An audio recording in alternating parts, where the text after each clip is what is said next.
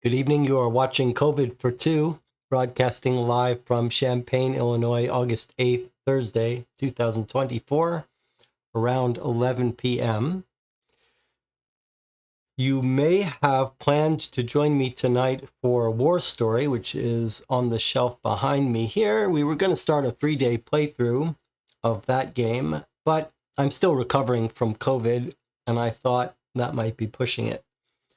So instead, today we're going to return to Washed Ashore, which we played 2 days ago for about 2 hours. Got to chapter 2 of 3 and got killed. And this is a game you play multiple times, sort of a choose-your-own-adventure game. Doesn't look like there's that much strategy, mostly a matter of going through, taking different paths to get certain items and remembering which choices led to better outcomes. And because it can be played quickly, it seems more suitable to my current situation. Let's check in with the chat here. Jonathan says, the new book for the book club starts with a storm, someone being thrown overboard and washing up on the shore of Cape Cod. McCarty Incog by Isabel Ostrander. Okay, so for those of you who don't know, Jonathan has a little Discord-based fair play mystery crime book club where they read parts of the book on a schedule and talk about each section as they go. One of my favorite books, crime mystery books, came out of Jonathan's club, a book called The Case of the Poisoned Chocolates.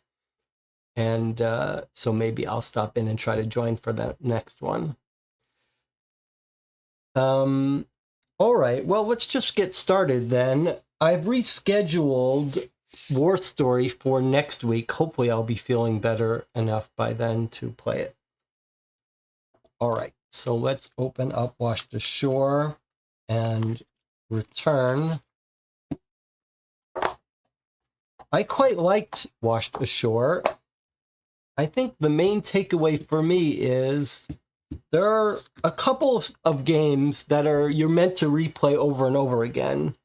And whether that's enjoyable, I think comes down in large part to whether you can breeze through, replay the parts you've already seen quickly enough that it doesn't feel like you're spending huge amounts of time just going through the motions.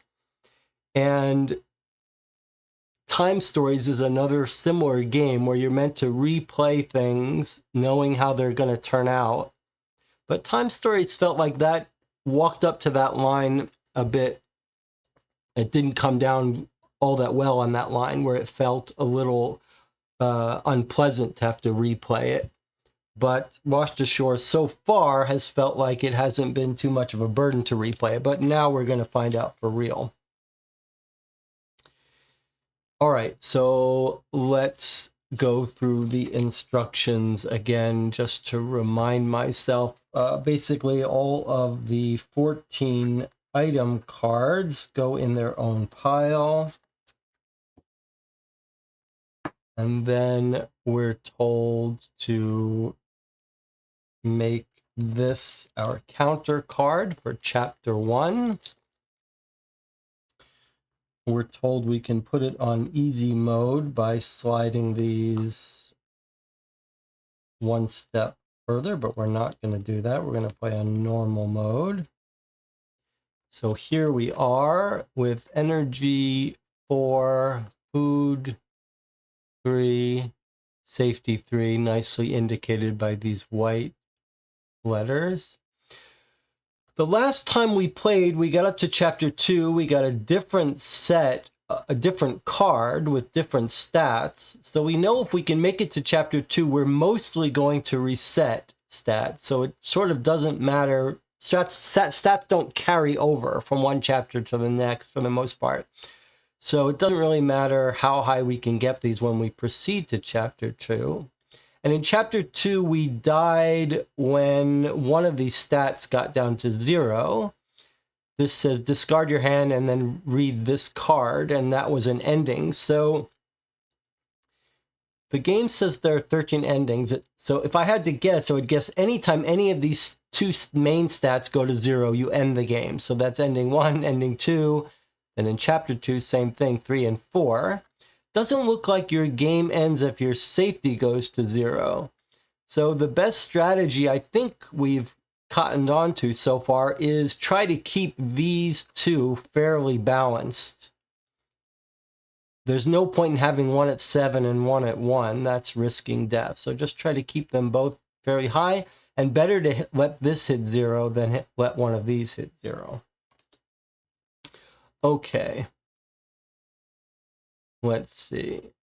Here was the part about the asterisk. Some cards are double-sided. They have an asterisk or double asterisk. No explanation of why they would have a 1 asterisk or 2 asterisk. Surely that must make some sense. That there must be some rationale to that. Let me know if you can figure that out. Okay, take card 15, which was this one, and then throw this card away. It goes to the bottom of the deck. Here we have chapter 1. We're told to flip it over and put it on the top of our stack. We have no stack currently, so here's our 1. We flip it over. We remember being tossed ashore. Now it says take 17 through 20, which are these seashell icon cards. There's 4 of them, the seashell. In the introductory game, you don't shuffle them.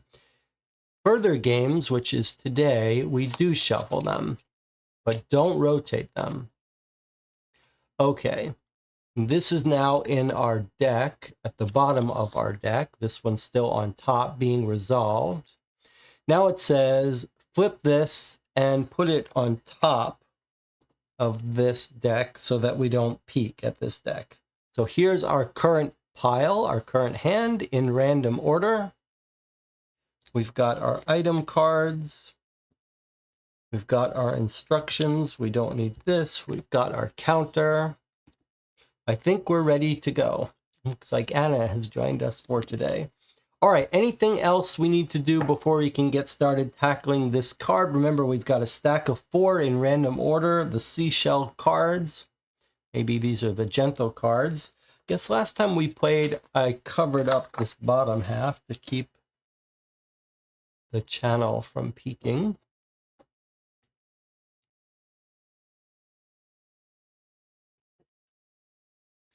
Anything else to talk about before we get started here? I have to say, I'm not loving COVID. I'm not hating it. Symptoms have been fairly mild, but it's sort of annoying how it's lingering. All right. Did everyone catch the little joke I made with the intro? All right, so it starts out with this card. We lose a fish, so we lose a food. We're down to 2 food. After a couple of hours, you feel your tongue sticking to the roof of your mouth. Water. You fight the urge to drink straight from the ocean and set out in search of a fresh spring. So we've seen this card before. Last time we took the first option, which was to seed the deck with a palm tree at the back of the deck. Or we could add a tree card and flip this one over. So this is one of my favorite things about this game, how clever it is that sometimes you flip a card to the back, sometimes you flip it around, and that would change. So depending on your choice here, in addition to a different card getting seated to the back of the deck, we're going to encounter this card in one of 2 evolved forms. So one lets us rest. Jonathan says, might as well do something different. So I've talked about before, in AI, there's a concept, a very useful concept called exploration versus exploitation. And basically it involves the decision about how often you should use the information you already have and exploit it for the best outcome, and how often you should try something different in hopes of gaining some new information. Anna says, this game is similar to Palm Island, but with a story. I don't know Palm Island. Is that a game that I don't know about? Cartaventura is the card game that jumps to my mind, the series that's sort of a choose-your-own-adventure game that looks a little bit similar to this, and cards sometimes flip over. Although this is a fairly unique mechanic with cards being split in half and double-sided in specific ways.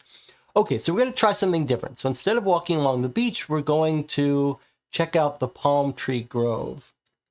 So I'm going to go. And remember, the rules say if there are multiple cards with that icon, we shuffle them up, pick one randomly, put the rest back, and then put it at the bottom of the deck. Okay, so I did this, then I flipped this card over and put it at the back. Next, your memories of the last few hours before you were washed on this unfamiliar shore start to come back. Either we can gain 2 energy, lose a safety, or put in another tree, gain a safety, lose another fish. We've already lost 1 fish. That would be very dangerous for us. I think we're going to have to do this one because letting our fish drop down is too painful for us. Your hands are still shaking and your knees are buckling from what you've gone through. You decide to gain some strength in the cool shade of a nearby palm tree. You lie down on the sand and soon fall asleep. I think we did this before, but I'm afraid to lose a fish while we're down at 2 fish. So I'm going to do this one. We're going to go up in energy 2. We're going to lose a safety. And then we're going to flip this card over and put it on the back. Okay, so when in doubt, we're going to do something new, unless it's going to bring us down to near death, and then we're not. You glance longingly at the horizon, wondering if you'll ever see your homeland again. I want to just make sure I didn't miss anything. No new icon came out. Okay. You glance longingly at the horizon, wondering if you'll ever see your homeland again, when suddenly you notice a corpse bobbing on the wave.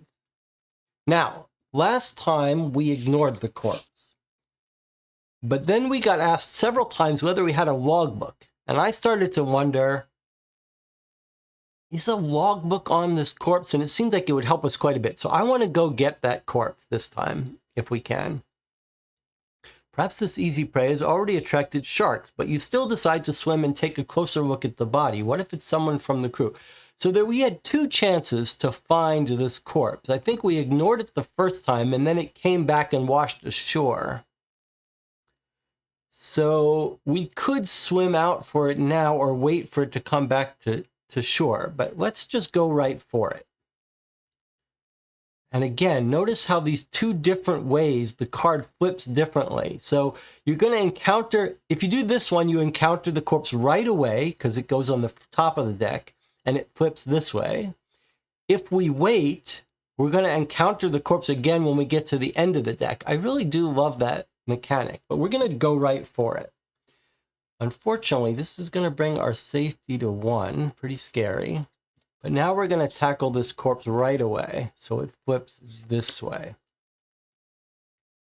Whoa. Okay, oh, we lost some energy. You recognize the body. It's the cook from your ship, Hogue. What a pity. He was a good-natured fellow and everybody's favorite.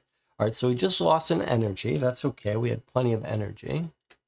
Now, we can cling to the body and swing back to bury it properly, which would lose us another energy, or you quickly examine the body looking for anything useful. In the process, you manage to grab a fish trapped under the cook's shirt. You immediately bite into it. Good catch. You find nothing else of use and leave the body to the will of the waves.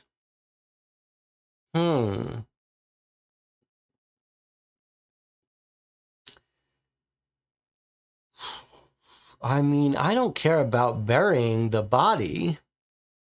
I just wanted that logbook.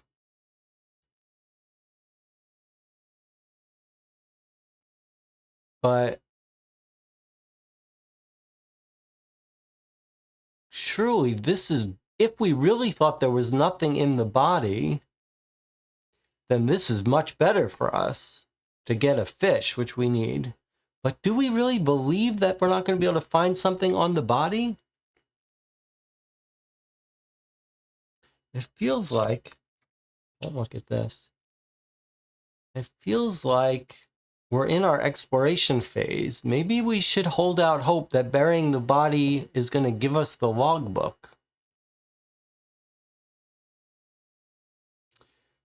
John says, let's bring the body back. All right, we're going to try it. This adventure is going to be, this path through, we're going to try to figure out everything we can about this corpse.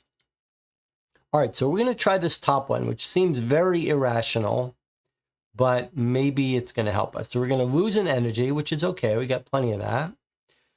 And now we flip this over and deal with it. Let's see what happens.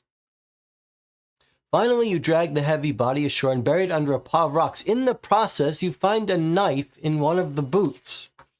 Okay, so this is how this kind of game works. You couldn't really have predicted it. We searched the body and the other path. We didn't find anything, but this path we took gave us a knife. So now we have a knife. And now we know the next time we pass through this game that if we really want a knife, the corpse is where to find it. However, I don't really know how a knife is useful to us yet. Okay, so then it says discard this card, so we put it away. Let's see what's next. You examine the coast, and in the nearest grove, you soon come to a pool of overgrown with reeds. Small creatures bustle about in the water among the stems. All right, so we were here before. We didn't look for a stick to hunt. We did use this to make a rope. Rope was useful to us. Or we could just discard it. But look at this. We do have the knife. So now that we have the knife, we could do this. You balance on slippery rocks, tightly holding your knife, and cut a lot of stems. You diligently knead them with a stone until the fibers become pliable. Seems like it might be another way to get a rope, but look at, here's our problem. We're only at 1 safety. If we do this, we're going to hit 0 safety, which is going to bring out a snake. into our deck. On the other hand, we have a knife.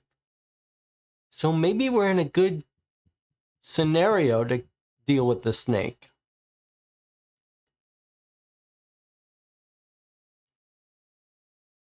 Or we could just throw this card away. Or we could do the same thing we did last time and build a rope out of it. I'd be inclined to try to go through this without the rope this time.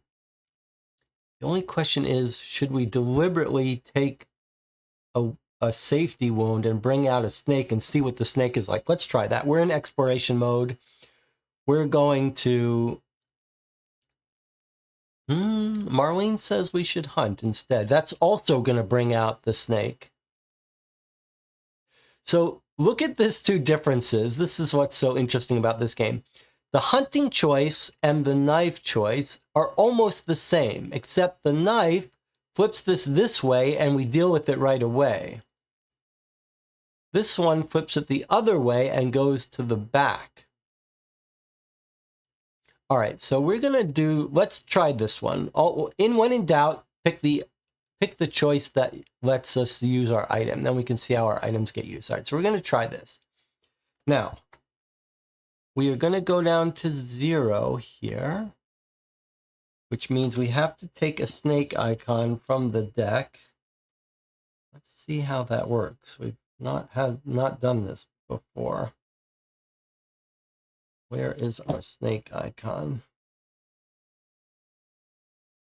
All right, so we got a whole bunch of potential snakes, 4 of them. I'm going to pick one at random. And I believe it goes to the back.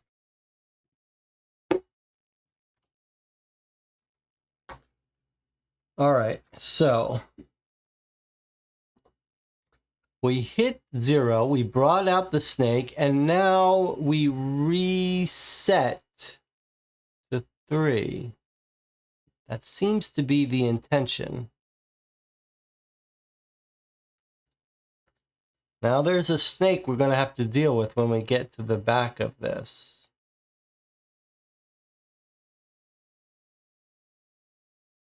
And now we flip this and deal with it right away. From the fibers, you managed to weave a strong rope. Okay, so it was an alternate way to get a rope. Instead of spending energy to get a rope, we got the rope with the knife.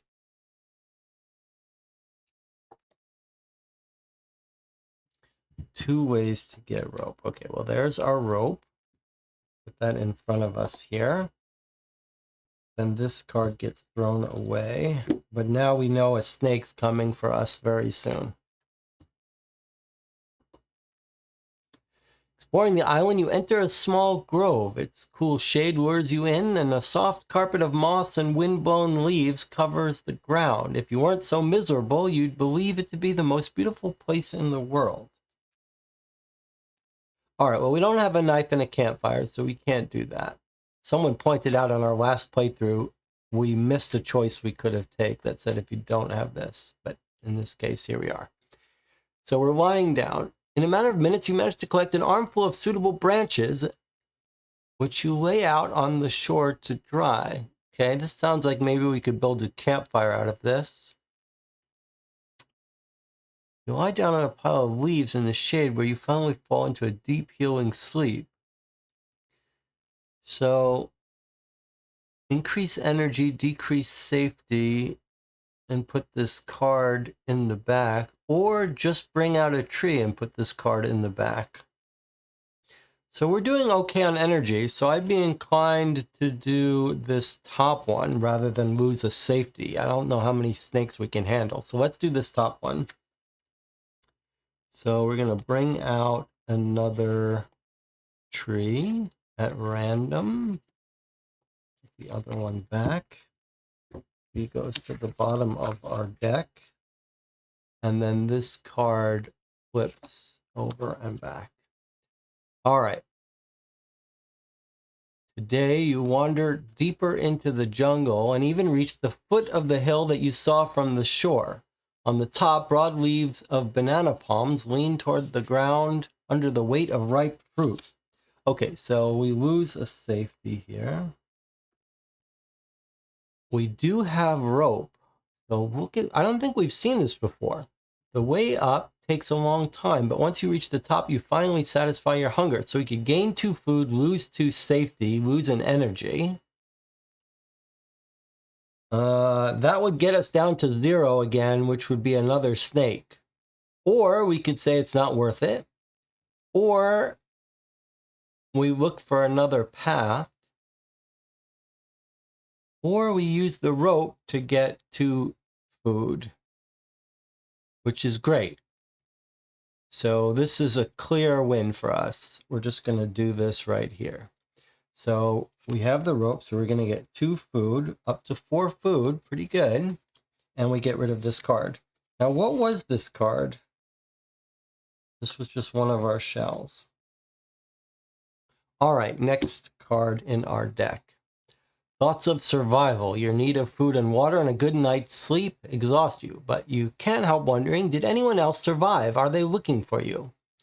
You soon conclude that none of your crew made it. This sad realization gnaws at your heart. Or we eat some food and worry that we should be saving more. Or we have a knife. You wistfully poke the sand with your knife, your talisman of hope. Whatever, I'll get by, you say to yourself, and it seems this place has a lot to offer you. I wonder if this is going to be how we find our logbook, poking in the sand. So I think we should do this. Again, we have an item, let's use it. All right, so if we do this one, poke about at the sand with our knife, our safety goes down to 1. I don't love that. We're about to get some more snakes.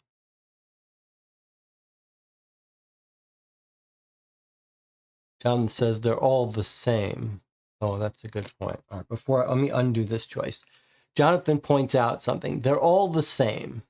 They all flip the card the same way and put it at the back. Okay, that's a very good point. So the question is, what stat is better for us to drop down? So you're right, safety is not it. Maybe we'll bring our energy. Energy seems the one that's easier to move up. All right, so good point.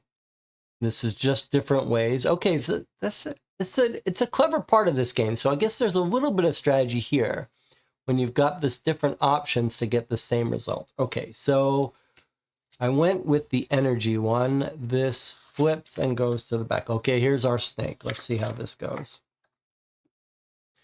You're walking through the jungle. Suddenly, a small wild boar runs out of the bushes in front of you. Okay, that's not good. Wild boar are dangerous. So either we take off like a bullet up the nearest tree and clinging to its trunk, feel for support with your feet. You don't really count on the boar getting tired of waiting for you and going away anytime soon. Okay, so we just flip it and have to deal with it right away. Or flip it this way and deal with it right away. With a mighty roar, you rush toward your fate and hope for a hearty game. Now it's either you or the boar. So we're going to tackle the boar in one of 2 ways right away. If we've got our monkey friend, we could do this. We've seen 2 ways that the monkey helped us. All right, well, what's it going to be?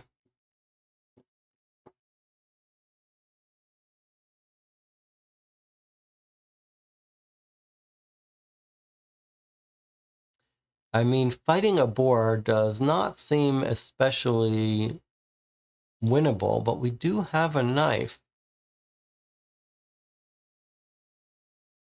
And it is a small wild boar.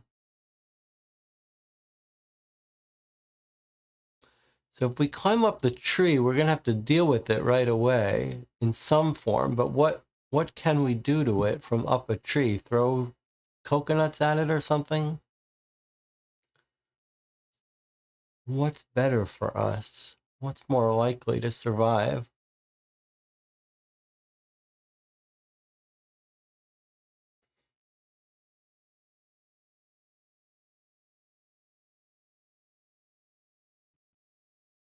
Any thoughts? Let's check in with the chat and answer a little question while we do. Someone asks, if the Baker Street Irregulars box is worth $50 for a solo player, would it be too hard?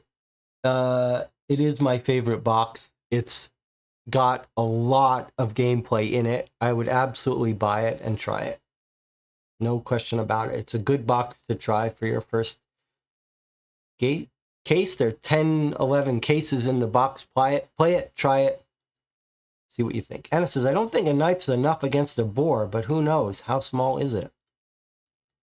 The only real question we have to ask is, are we better off trying to deal with it from up a tree or better off rushing right for it? I think, well, we do have a rope. You could imagine if we went up a tree, we could make the rope into a little bit of a noose and lower it down on him or something.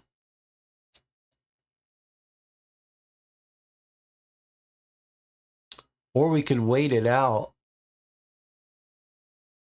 Or have our knife. All right, I think logically, head-to-head against a boar with its tusks is not a smart thing.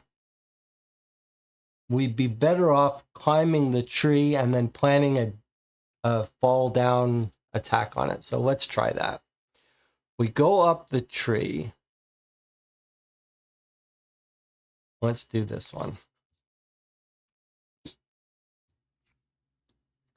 The boar seems in no hurry to leave. Having calmed down a bit, you take the time to look around. You find yourself in a fruit tree. If only you could reach the nearest fruits. Now remember I said we had the rope. So here are our two options. Hoping to appease it, you throw part of your food down. You watch intently while the boar devours it, after which it disappears into the undergrowth. You wait a little longer, then climb down and catch your breath. Wild boars are not to be trifled with. Okay, so now we know in the future when the boar comes to us, we can climb up a tree and throw him down food, and we lose a food. We have plenty of food. We have 4 food, so this is not a bad outcome. But look at this outcome. If we have the rope and knife, which we do, bind yourself to the tree, cut off a few fruits that the boar greedily devours. Soon it runs off in search of other prey, and you cut off a few juicy fruits for yourself. So look at that. Actually, this card is a pure benefit for us. So we have the rope and the knife. So actually, this card worked out well for us. We're actually going to be able to increase our food by 1. Plenty of food, and then we throw away this card. Okay, so that worked out well. That snake card was not necessarily bad for us then. At the foot of the coastal cliff, you find stones with sharp edges which resemble flint. They might come in handy. You memorize the place for later. Okay, so we flip this and put this in the back.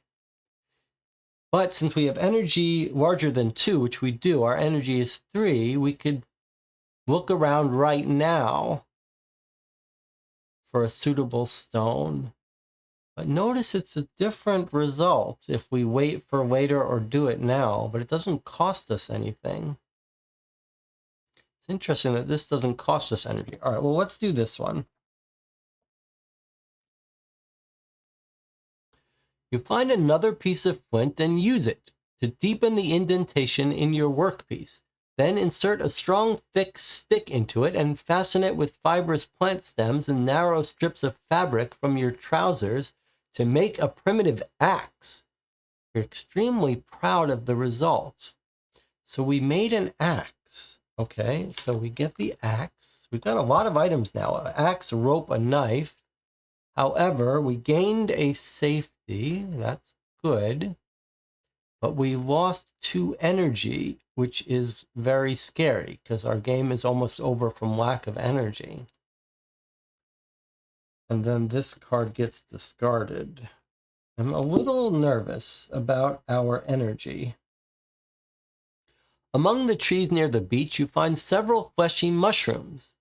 They look appetizing, but what if they're poisonous? You don't give them a second glance. Okay, we could throw this away, or at first you taste a little bit of them, but then you greedily eat the mushrooms down to the last crumb. All right, so we can gain a food and flip this over and see what happens.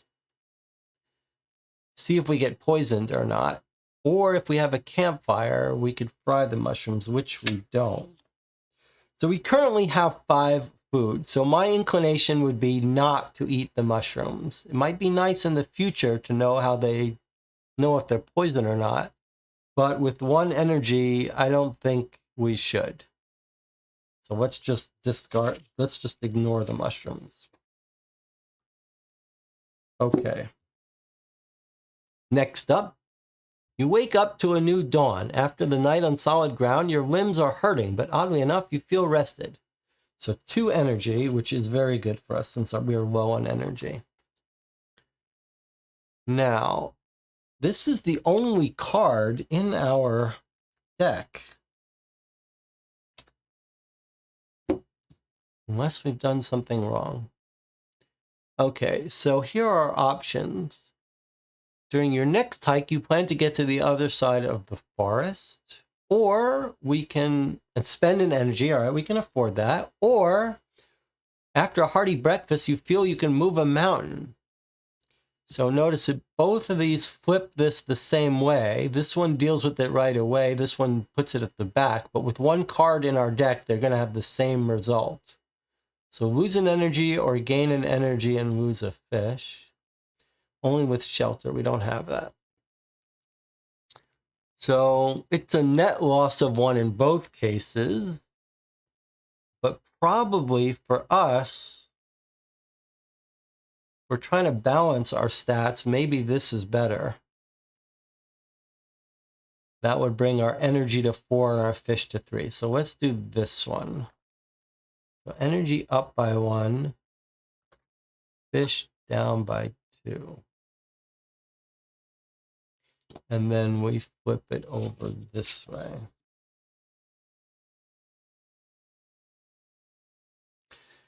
You've set up a small yet comfortable camp in a grove close to the shore and are now planning longer hikes in the mountains. It's time for a new adventure. So we could lose a safety and just flip this card over right to what it was before.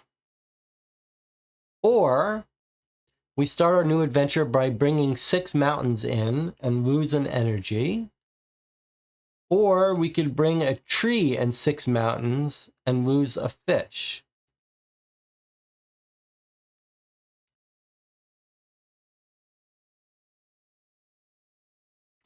I mean, the trees are like the neutral ones.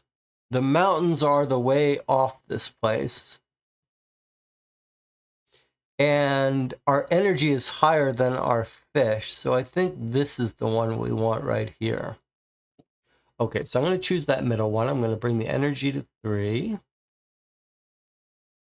I'm going to bring our 6 mountain cards out.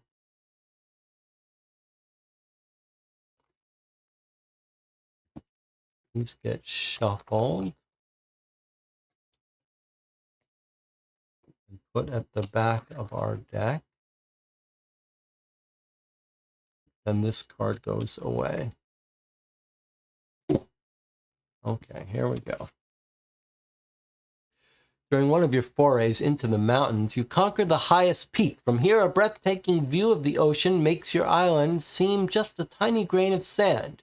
In the midst of the horizon, you make out the shore of another island much larger than yours. That's our chapter 2. We've been here before. I really want this logbook. We don't know how to get it, though.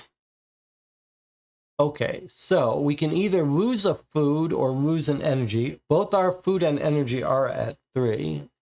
So that makes no difference to us, really. But we do have a rope, so we could instead lose a safety. Otherwise, they all have the exact same mechanical effect.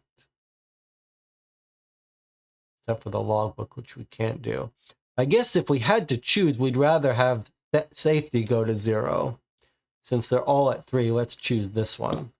So safety is going to drop down to 2. If we get another snake, no big deal. And then we flip this card vertically and deal with it right away. Last time we had a campfire, now we don't. Oh, only without campfire. All right. On the way down, you find a crater. Hot lava flows out of it in several places, and acrid smoke rises. So we've been here before. You have a bad feeling. You've never encountered anything like this before, so you become extra vigilant. So we can just get rid of this card and gain a safety. Or we can try to capture this lava for fire. So we would lose a safety and we would turn this over since we don't have a campfire yet. You can use it to make a fire. You smear the end of a thick branch with resin, wrap a tuft of dry grass around it. You light your makeshift torch with the lava. So probably we're going to get a campfire if we do this, but do we really need a campfire? We're about to get off this island. I'm not sure we do need a campfire. And it would bring our safety down to 1. I think I'd be inclined not to try to get this campfire. Or it could be a torch.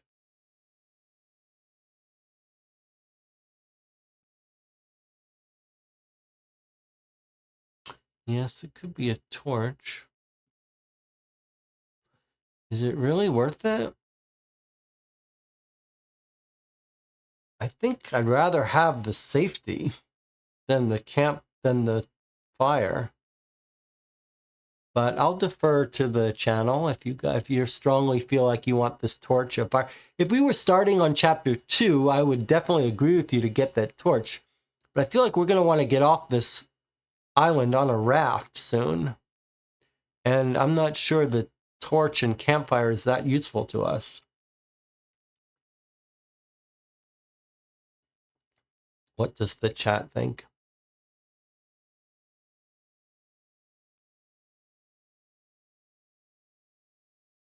Jonathan doesn't feel strongly about it. Okay, I'm going to not try to make the torch or the campfire, whichever these are. So I'm just going to discard this and bring our safety up to 3 and discard this card. We're going to try to make it without a torch. We'll see if we're okay with that. There are quite a few fallen trees around your camp. It would be wise to stock up as many of them as you can and use them as both firewood and building material. So if we decide we're too exhausted, we just throw this to the back of the deck. Otherwise, we can try to pick them up. We would deal with it right away, lose a safety and an energy. Campfire and knife, which we might have had if we made that fire. Or axe, which we have right now. With an axe, you manage to cut down several trees right on the beach. This seems like the one to do. So we have the axe. These are the items we have right here. So let's do this one with the axe and just deal with this right away. Minus an energy. Okay, energy down to 2.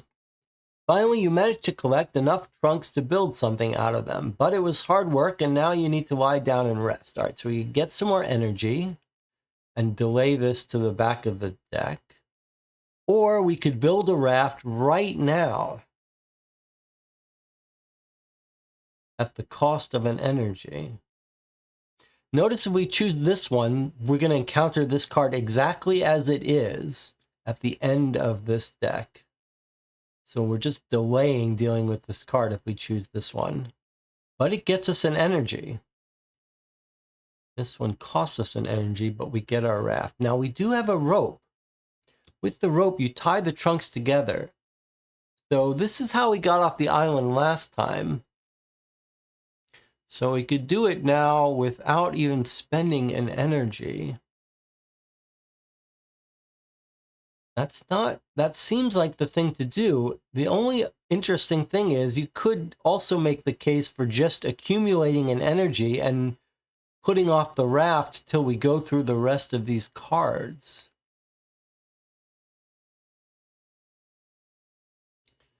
Are we desperate to get off the island right away? Or do we want to make a cycle through these cards first? I don't remember if this is going to get us off the island right now. I think it might.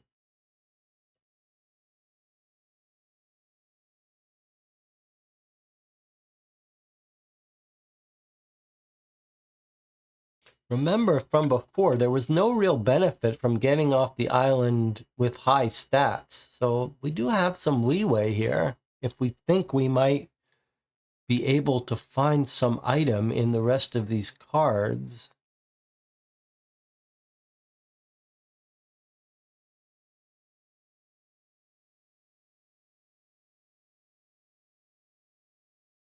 Although I see we lose an energy as soon as we start this, so it's really a net 0.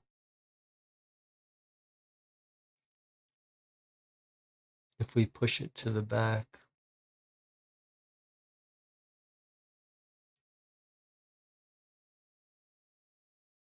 What do you think? Are you ready to get off this island right away, or do you want to go through the rest of this deck first?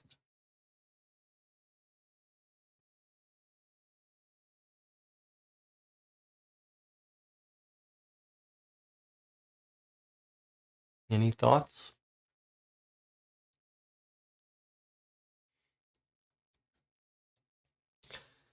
Doesn't look like the channel has any strong thoughts. All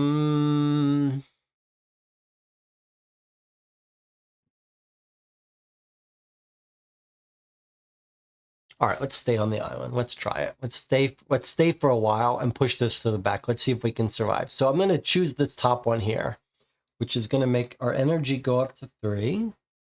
We're going to try to learn a little more. So I'm going to push this to the back. The next time it comes up, if we're still alive, we'll do it and get off the island. All right, let's see. You pass a dead tree. Apparently a storm toppled it long ago, a long time ago. So either we can sit down on the fallen trunk to rest and have a snack, lose a food, gain an energy. Perhaps later you can use it to build something. Or if we have a knife or an axe, which we do, you scrape some bark off the trunk. Underneath you find fat white maggots. You're disgusted, but you can still try to eat them. That would make our food go up. All of these have the same effect, though. We flip this card this way and it goes to the back. So no reason not to do this one with the knife and the axe. All right, so we're going to do this one here. Our food goes up to 4. We flip this and it goes to the back. Next. You see a little monkey. It cautiously approaches you and begins to gesture, touching its mouth with a furry paw. You understand it's hungry too. So we had encountered this before, this monkey, and we couldn't afford to make friends with him, but now we can. We can give him some food. The monkey definitely snatches it from your hands and disappears. So we have 4 foods. We absolutely can do this now. Or we can try to catch him. All this does is put it off so we have another chance at making friends with him later. So this is the one that turns him into something new. This is the one that just delays it at the cost of a safety. And this is what we did the first time we played the game, just scared him away. So we're going to do this one this time. We're going to try to make friends with him. So costs us a food. Our food drops down to 3. And we flip this over and deal with it right away. +1 safety. Now we're up at 4. Soon the monkey returns and looks fondly into your eyes. Seems like you've found yourself a new friend. Why not try and train him?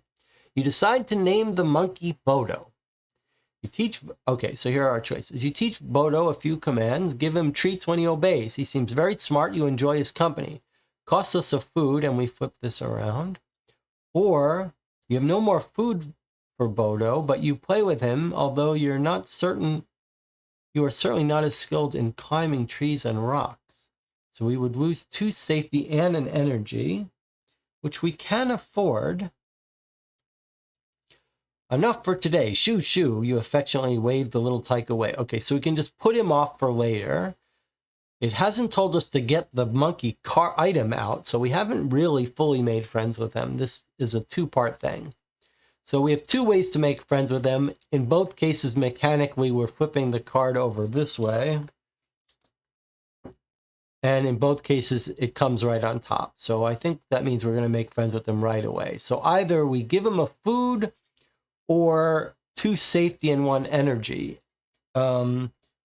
2 safety, 1 energy. We could survive that, but seems like food is the way to go since we have it. Okay, so I'm giving him a little more food, and now we're flipping this over. He's still not our friend yet? You think it useful to teach Bodo to bring some food. After a few tries, he actually brings you a coconut. You share the coconut with him and send him back for more food. Okay, look at that. We can gain a food and flip this in the back, or you open the coconut and give it to Bodo. What else can I teach you? Ask him playfully, but at heart you're grateful for at least some company.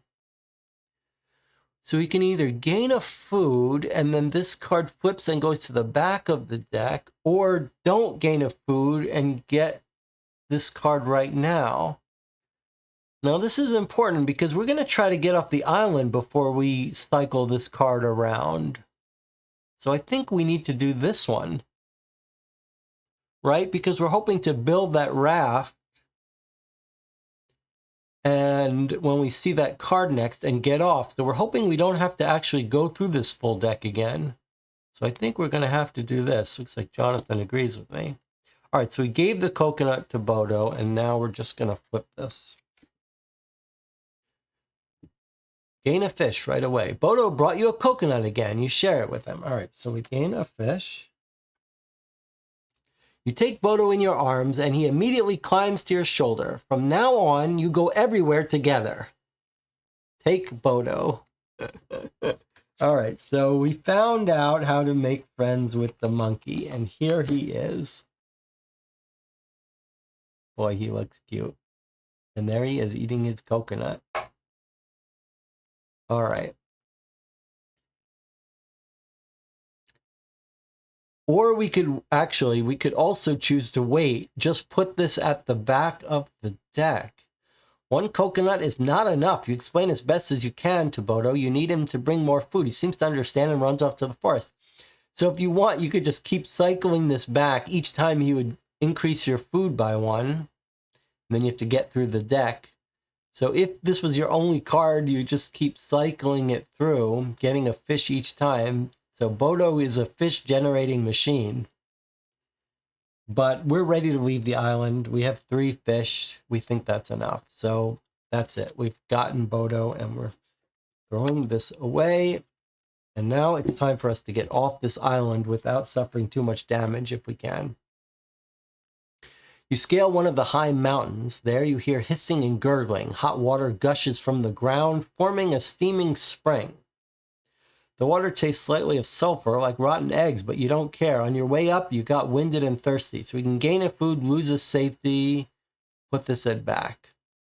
You dare not drink too much, but a warm bath is exactly what your exhausted body has been craving. So both cases, mechanically, it's the same result. One gives us an energy, one gives us a fish and loses a safety. So if these are the things we care about and they're relatively equal in value, better to do this one and not lose a safety. On the other hand, safety of 4, we could spare a safety.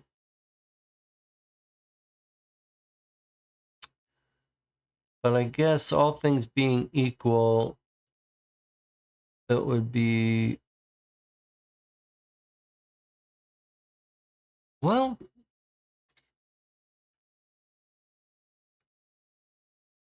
I mean, 4 safety seems like we don't need that much safety. But if we don't know whether we need energy or food, I'm inclined to just do this one. Okay, so there's our energy up to 4. We flip this and put it at back. All right, here we go. You've lost count. What day is it today? It's not that important, but if you're right, today could be your birthday. We saw this before. You celebrate this day with a trip to the fruit grove where you put together a sumptuous feast. Set food value to 3, where our food is already 3, so that gives us no benefit.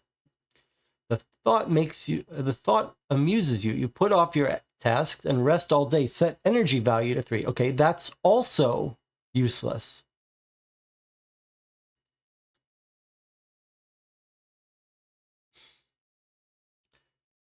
Or we just wander aimlessly and lose a safety.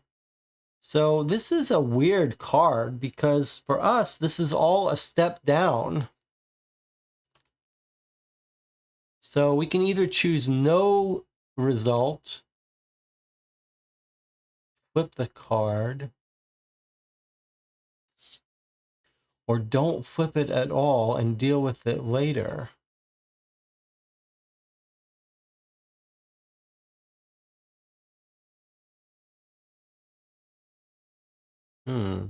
What's going to be on the flip side of this card? Is it going to be something bad that we don't want to encounter, but we're thinking we're going to get off the island before we tackle this? So I guess I'm going to just choose this one here to set our food value to 3, which it already is, and flip it. And I hope we'll get off the island before we pay for it with some bad ramifications. Finally, you managed to collect enough trunks to build something out of them. Here we go. Here's our raft. We delayed this.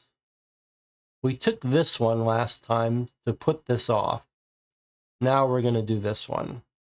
So we're going to tie the trunks together and discard rope. Okay, so I'm flipping this over. I'm discarding the rope. Your raft is ready. You can't wait to go to the island you noticed on the horizon when you went to the mountains. And it seems that the weather and the current agree with your plan for the crossing. So, we never found the logbook. So here are our choices. We're too tired right now. You need to spend energy for the other side of the card, don't you?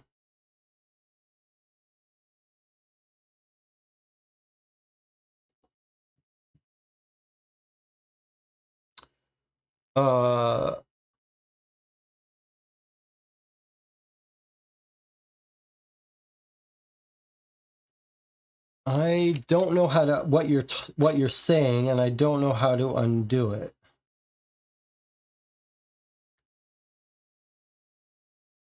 It had lose 1 energy at the other side of the card.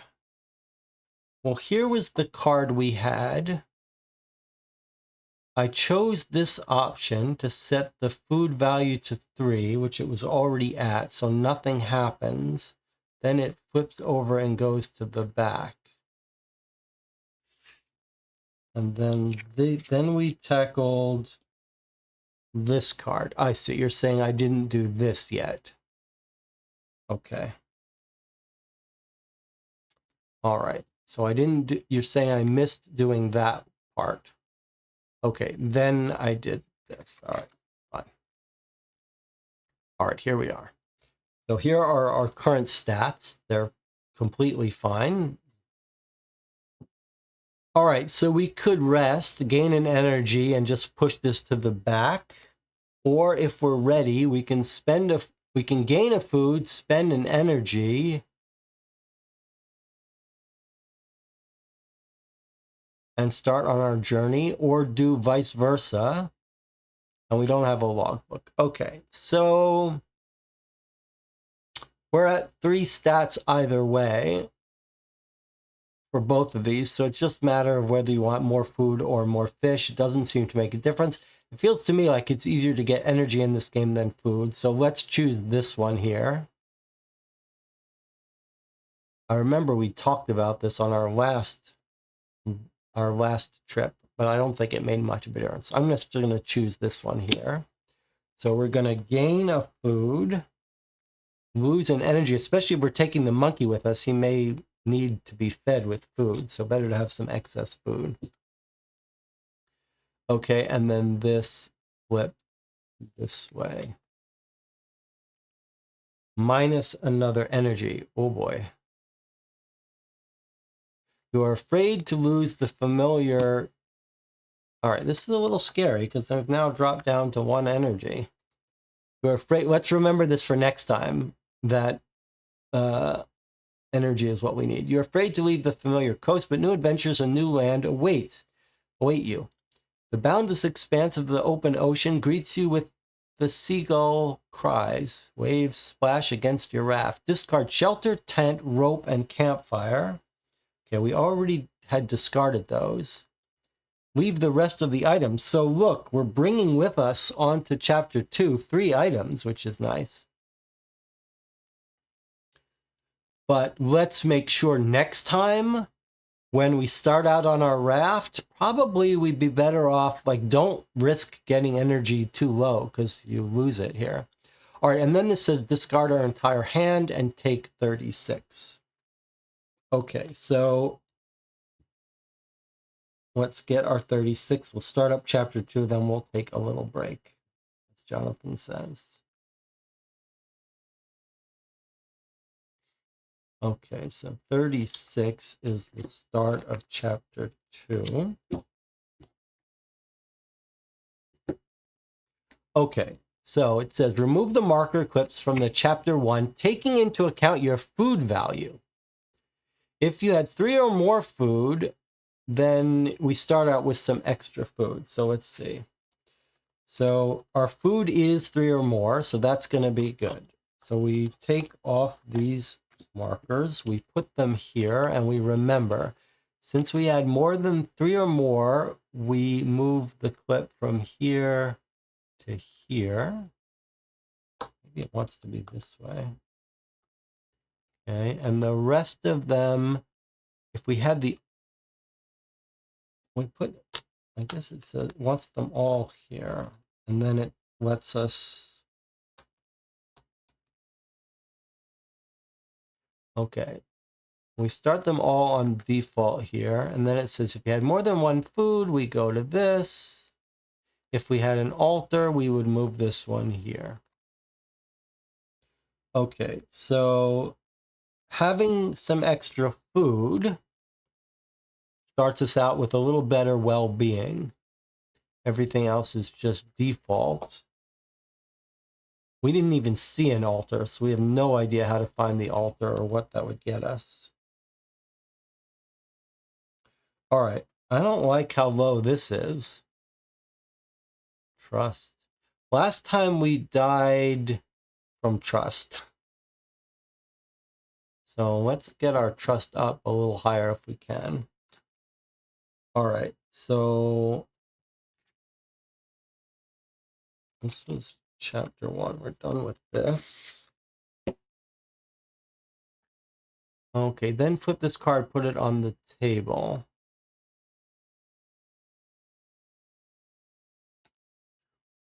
When did it tell us to get card 37? Clearly we do need card 37, but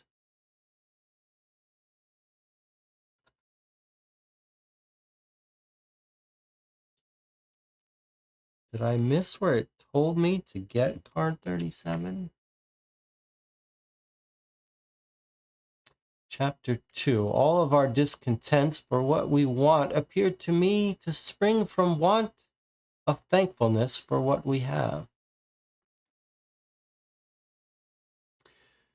When you sail closer to the new island, hundreds of natives pour out onto the shore. You're scared, but so it seems are they. Suddenly, you hear a terrible roar behind you. Turning around, you see a column of smoke and ash on the horizon, illuminated by crimson reflections covering half the sky, and you understand that a volcano has erupted on the island you just left. You mentally thank the gods you got out of there in time and saved yourself from inevitable death. The natives scatter in terror, hiding in the coastal thicket.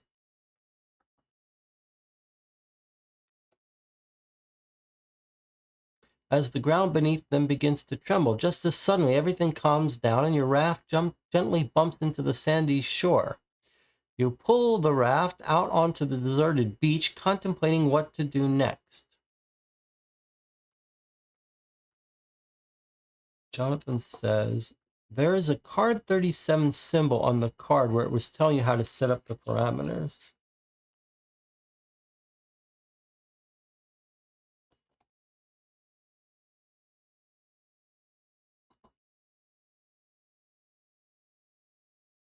Ah, there it is. It's a little weird. There's text here and this here. So this is just saying, this is instructing me to get card 37. A little weird here. Like, what order do you do these? Doesn't matter. But it does confirm that we were doing the right thing. We were meant to take this card. Okay, the volcano went. Thank you, Jonathan. We landed on the raft, and now it tells us to take these cards 38 to 42, which are the claw marks. And we're going to shuffle those randomly to form our deck. This is our new pile. Let's put that like this. All right, well, we're going to take our first break here, and then we're going to continue with Chapter 2 on the island with the natives. Hopefully, we'll do a little better than last time, where we quickly died. But I'll see you in 8 minutes, and we'll continue our playthrough of Washed Ashore.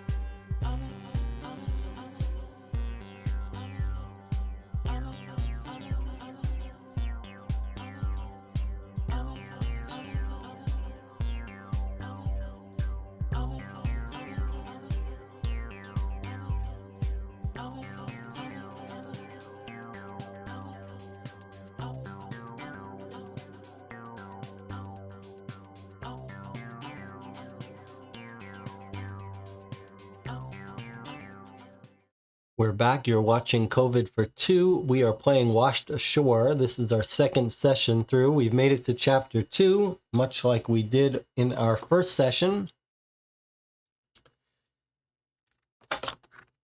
And this is where we died soon after starting chapter 2 last time.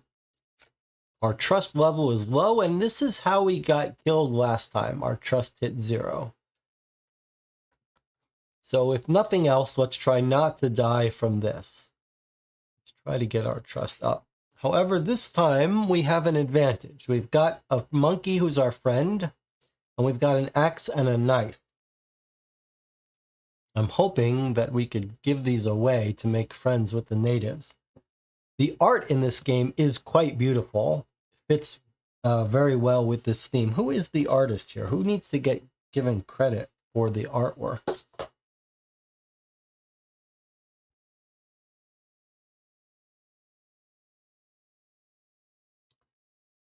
I don't see it here, but I know there's credit to the artist at some place.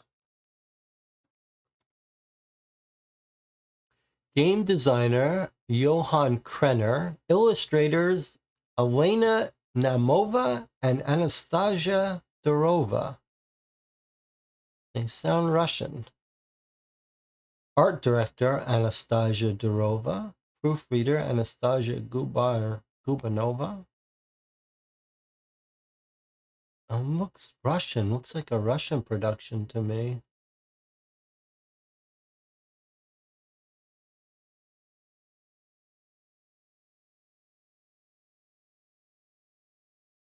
Well, art is beautiful.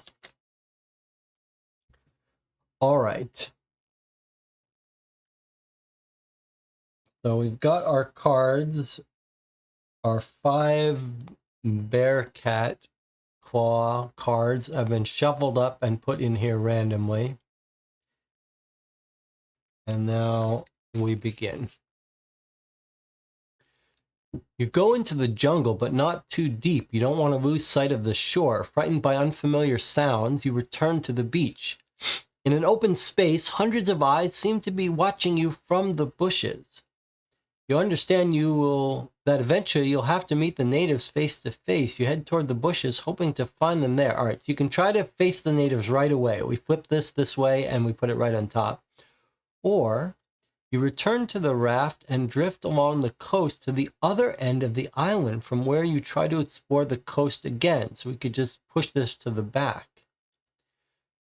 Now, we have a knife or a spear. We could go up 2 in well-being, but lose a trust.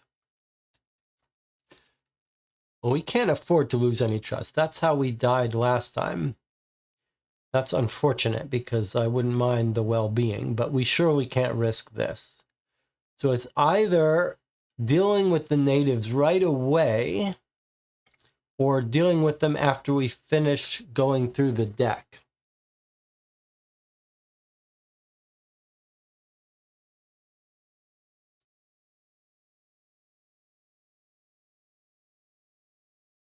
So we're going to flip this one way or the other and either deal with it right away or deal with it after we finish going through the deck. If we put it off, we could have another chance to do this again. I'm not sure there's a way to make a smart decision now. I guess it depends on whether we think we're going to be in better position now than later. Any thoughts?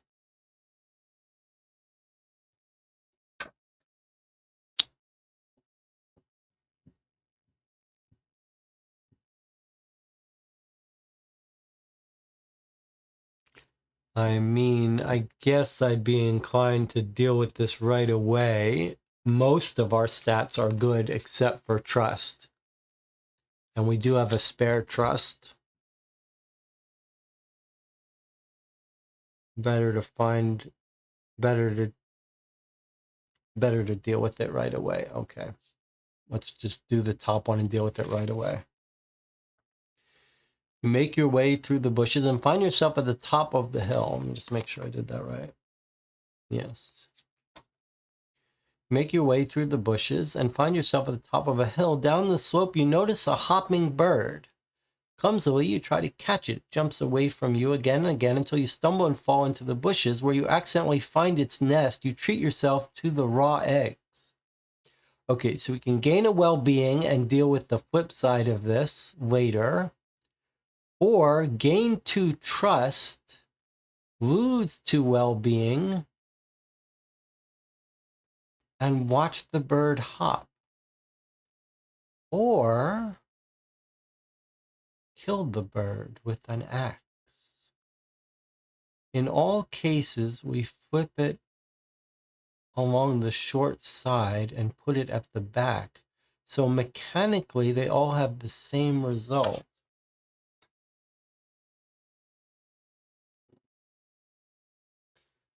Now, in our case, our trust is low, so we would love to get trust up. So I don't think we're going to want to do this one.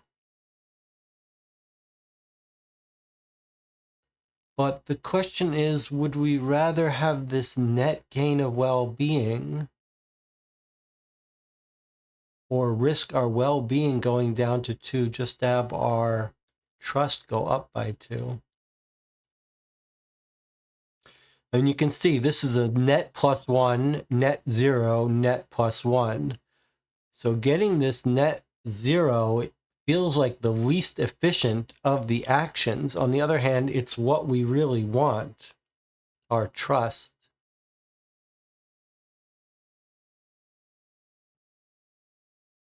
Do we want that trust so bad that we're willing to take a net 0 choice? They all have the same mechanical effect.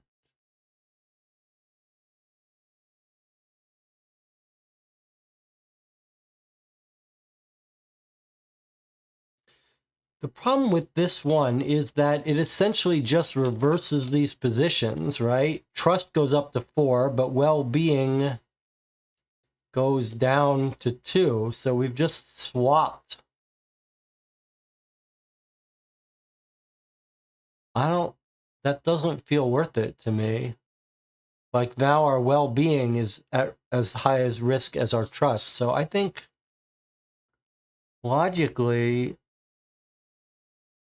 we'd be better off doing this and taking the net gain.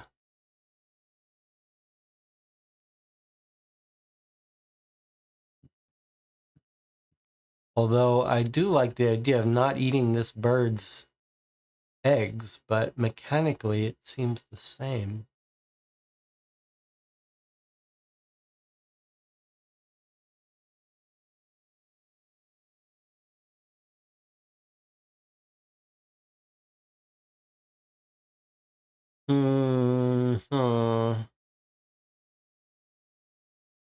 All right, we said we want to trust. Let's do this one. No, it doesn't seem efficient, but let's do it. So we're going to go up trust by 2 and down well-being by 2. That gives us 4 and 2. It's a little scary. All right, and then this flips over and goes to the back. Exploring the island, you come to a gorge. A bridge is thrown over it, woven, it seems, from tree roots. On the other side of the gorge, you see a well-groomed vegetable patch. Either the bridge does not inspire your confidence, but it seems to be well used. You decide to rely on the skills of its creators and carefully step onto the bridge. So we gain a trust and deal with this immediately, or it's better to choose a longer but safer path. Perhaps a little further on, you will find a place you can cross the gorge in another way. This one lets us deal with it right away. This one deals with it later, but this is what we need since our well-being is now at 2, or don't meet the locals at all. Just get rid of this. Okay, well, we have to choose this. We need our well-being to go up. So I'm going to choose that. I'm going to bring our well-being up to 3. I feel a little bit better now. And then this goes to the back. Okay. From the nearby bushes, you hear a rustle, and a child, who is obviously watching you, runs away. When you catch up with him, he climbs a tree in horror, but the branch under his feet breaks off and he loses his grip. You rush toward him, intending to intercept the child in the air. He slips out of your fingers, but ends up only slightly twisting his leg, while the broken branch hits you hard on the back. The boy runs away limping. Your back hurts, but looking around in confusion, you notice a silvery sheen on the ground. That would cost us 2 well-being, which would drop us down to 1 well-being. Not thrilled about that. Flips on the long side and we deal with it right away. We're going to discover something. Or, watch out, you shout, reaching instinctively for the boy, but it's too late. With a dull thud, he falls to the forest floor. You run up to the motionless child. His leg is twisted unnaturally. Flip it on the short side and deal with it right away. So we either get this item at the cost of 2 health, and the kid doesn't look too badly hurt, or this kid is going to get hurt pretty badly, but we don't lose our well-being. Well, I'm inclined to do this one, but boy, that's a risk for us, dropping down to 1 well-being, but I think we should do that, trying to discover this item. Items are the fun of this game. All right, so let's do this. So our well-being drops to 1. If it drops 1 more, the game's going to be over for us. That's a little scary. And now we're going to deal with this right away. In the grass under the tree, you find a beautifully patterned silver bracelet. All right, so we've got a bracelet. Does it have an asterisk? Yes, 9 asterisk. All right, so there's the bracelet we just found. It is beautiful. Hope it's of some value to us. Okay, and then this card gets thrown away. All right, so remember, if we lose a heart now, the game's over. So let's see what we've got. You walk deeper into the jungle. Mosquitoes buzz around your sweaty forehead. Soon the trees recede and you're faced with a huge stone temple towering above you. Its roof is gleaming with gold. We can circle the temple looking for an entrance, or climb onto the roof and tear off one of its golden tiles. The locals hardly know the price of gold, and it may actually save your life if you ever return to the civilized world. Or we can try to walk away.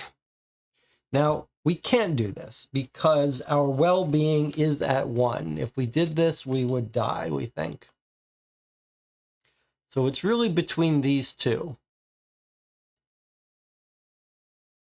Last time, I think we went into the temple. We did this top one. This seems like a good way to anger these people. Climbing onto the roof. That surely is not a smart thing to do, right? Although our trust is high, so we can afford them to get a little angry at us. But feels like we should go inside again, don't you think? I think we want to know what's inside more. We died inside last time, I believe. So maybe we can avoid dying this time. And maybe we'll get some food or something inside, which will help our well-being. John says, I think we made a different choice when we went into the temple. Let's go in and see what other choices we could have made. By the way, you can see that the overlay of the chat is a little smaller and different than normal. That's because I think Chrome must have updated the browser stuff that OBS uses, and it's no longer styling it properly. I'll have to work on that later. But okay, we're going to go inside. So we're going to flip this. All right, let's see what we got here. You enter the temple. Inside, it's dry, and fruits and other offerings lie on the altar. So we can increase our divinity, downgrade our trust, and flip this card this way. Let me just make sure I did that right. Or rest in the temple to increase our well-being. For one night, in the morning, you leave the place. And then if we had the altar, I don't know how we have an altar carrying with us across in the raft. But anyway, we don't have an altar. So it's just these two. Well, we have trust to spare, but that would increase our divinity, which is already at 4. It's not that, we don't really need more divinity. That's how we got killed last time. Jonathan was so interested in getting our divinity up.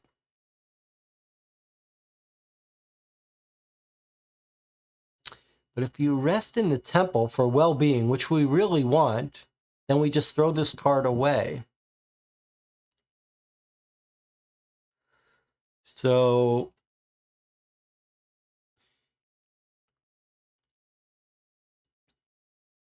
we can definitely afford to do the first one, but that's where we got into trouble last time.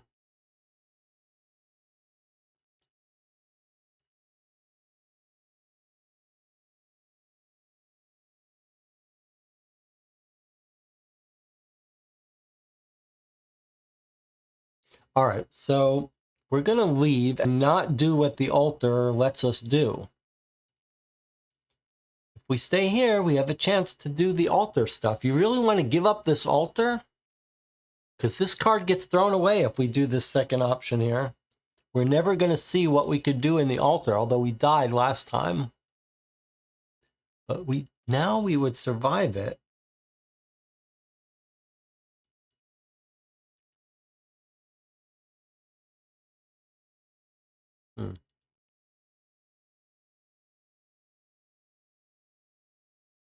I mean, our divinity would be pretty high, so if there was some religious thing we were going to do in here, we'd be at 5. That might be a good position to be in.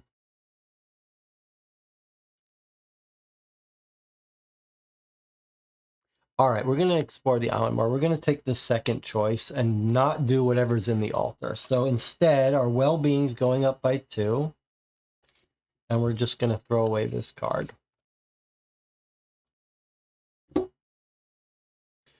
All right, next up. You are unexpectedly surrounded by several natives. How could they sneak up on you so quietly?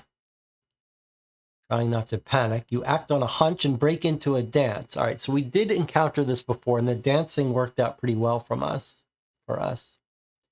And this is what someone pointed out we did wrong. I skipped looking at this option, but it's only without the golden plate, which is what we are here. So this option is available to us. Okay, so we can either dance, we lose some divinity. I guess we're proving to the natives that we're human. So we dance. Maybe there's two ways you can deal with these natives. You can either try to pretend you're some god with high divinity, and maybe they'll respect you, or you can convince them that you're just a normal, everyday human and befriend them. So we're actually pretty high on the divinity scale. So I wonder if we should try to max that out, although nothing happens when you max it out. And if you goes down to 0, you add one of these cards in. All right, let's see. So we could dance. We could try to scare them off. Or this. Let's see. We don't have a golden plate, so you freeze. One wrong move and you'll be shot with a blowpipe. For several endless minutes, you stare each other down, and then just as silently, the natives disappear into the shadows from which they emerged. Your heart is pounding wildly in your chest. So we could lose a well-being. We don't really want to lose a well-being. We're so low that this seems very dangerous for us. I guess I'd be inclined to do this, but I could be convinced to try any of these. We danced last time and it seemed to work well. The only thing I don't like about that is I feel like if we can max out our divinity, we might be able to have a different kind of ending from chapter 2. But maybe only an ending in the temple. This seems very dangerous.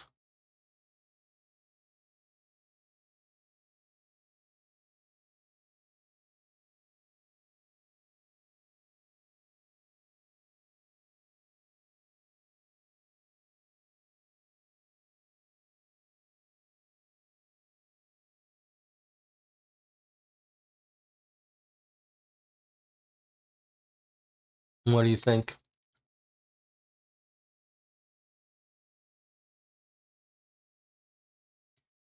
This one is nice in that it doesn't lose any stat.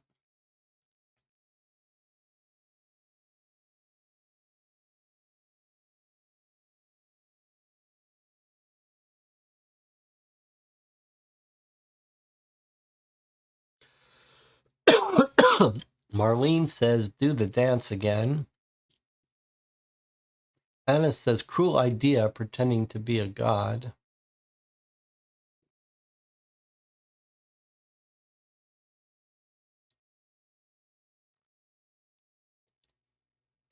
We've done a bunch of these things where we discard the card to not even do anything.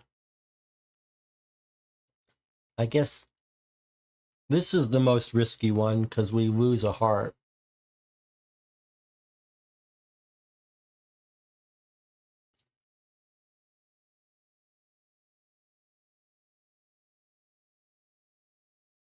This feels like it could get us killed.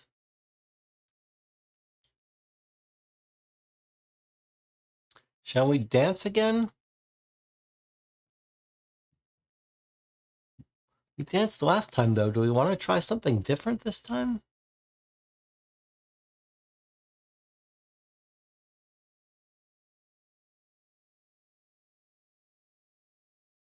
All right, no one else is suggesting anything except Marlene, who says dance, so we're going to dance. Someone else wanted to do something else, they should have spoken up. All right, so our divinity went down, and now we're flipping this card over and dealing with it right up front. Surprised, the natives retreat a couple of steps and look at you incredulously. Then they glance at each other and burst out laughing. Your panic is slowly ebbing. Someone cautiously pats you on the shoulder, and everyone else wants to touch you too. They feel your limbs with curiosity. So you can either say enough. You shout when their attention gets too intrusive. With newfound respect, they disappear as mysteriously as they appeared. But look here, one of them forgot his spear. Okay. Or you shy away from them. They seem to be calling you from somewhere. Someone puts a strange fruit in your hand. You take the food, but do not intend to become their toy. You fall behind a little and finally hide in the forest. So we did something that got us killed here. I forget what it was. But both of these would be open for us. I'd love to get our well-being up. So this would be a pretty good one for us to get our well-being up. But we wouldn't get to see what's on the other side of this and get a spear.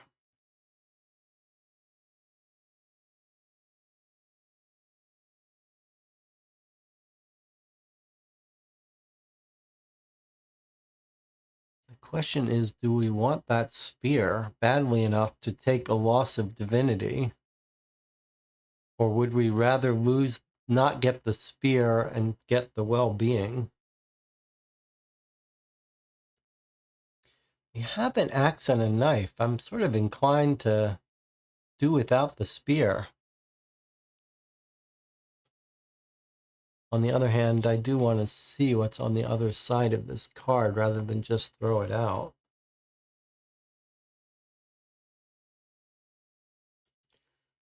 John says, let's increase well-being. All right, so we're going to do this. We're going to increase our well-being to 3. We're not going to grab the spear. We're just going to throw out this card. We fall behind a little and finally hide in the forest. Okay? You look at yourself as if from above, a skeleton in torn rags with matted hair shuffling through the fallen leaves. You bitterly recall all your sufferings and trials, and a primal scream escapes your chest, giving relief. You realize it's useless to run from the natives. I have nothing to lose anyway, you think. Okay, so we could lose a trust. All of these things, all of these choices are mechanically the same. Since we have a bracelet, we can do this one. We can't do this one. We don't have golden plate. You carry on with your heavy treasure. It gives you hope, and you need it so much right now.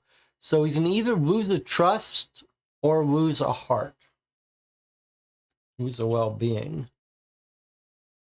So our trust is at 4. So we have, if we wanted to use a bracelet, we could lose a well-being instead. But it feels like we'd rather lose the trust, although that's how we died last time. So if we're trying to keep everything balanced, we would choose this one. So let's do that. Let's drop our trust to 3.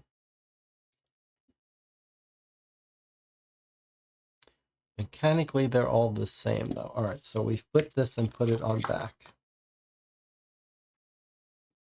Once on the other side of the gorge, you grow wary. The unnatural silence here seems eerie to you. You startle. As soon as possible, you return to the other side across the unreliable bridge, almost slipping on its damp, mossy surface. So you can flip it and put it in the back, or we can gain a heart and lose a trust. You look around hesitantly, but not seeing anything suspicious, treat yourself to berries and strange vegetables growing here in the beds. However, upon hearing a suspicious rustle, you immediately run away into the bushes. Or you discover a trodden path and follow it. Okay, so we can get rid of this card. Gain a well-being, lose a trust. That's a little dangerous from us. That would put our trust down to 2. Or we can flip it this way and put it back, which is to run away. Or follow this path.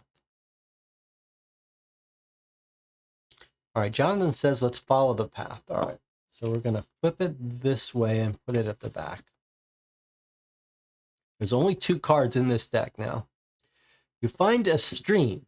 As you bend down to drink from it, gentle music reaches your ears. A native girl is playing a tune on a strange instrument. She approaches you, smiling carelessly. We can let her take us by the hand and lead her to the village. So we discard our deck, and we get the 5 village cards and lose a divinity. So that's like a next part of our adventure. Or We have a knife, an axe, or a spear, which we do have. We have an axe and a knife. You can grab our weapon in a hurry, but under her curious gaze, you freeze and then throw the weapon into the water. Understanding your gesture, she smiles and leads you to her village. Discard the axe, knife, or spear. Leave the rest of the items. So we can gain a trust if we throw away one of our weapons. Knife, axe, or spear. I would be inclined to do that just to gain a trust. We're going to lose a divinity either way. So everything is the same. It's just we can gain a trust by throwing away one of our items. The axe, the knife, we don't have a spear. So what would you rather throw away, or do you want to keep them both?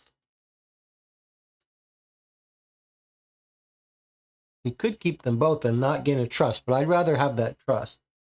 All right, Jonathan says, throw away the knife. The knife is more of an offensive weapon. The axe is a tool. All right, so we're going to throw away the knife. We're going to choose this option here. We're going to show her that we don't think they're dangerous. So we're throwing away our knife. We're going to keep the rest. And we're going to get rid of this deck. So we'll never see what that path was that we could have gone by. We are going to gain one trust. And we are going to take the 5 village tile cards and bring them into our...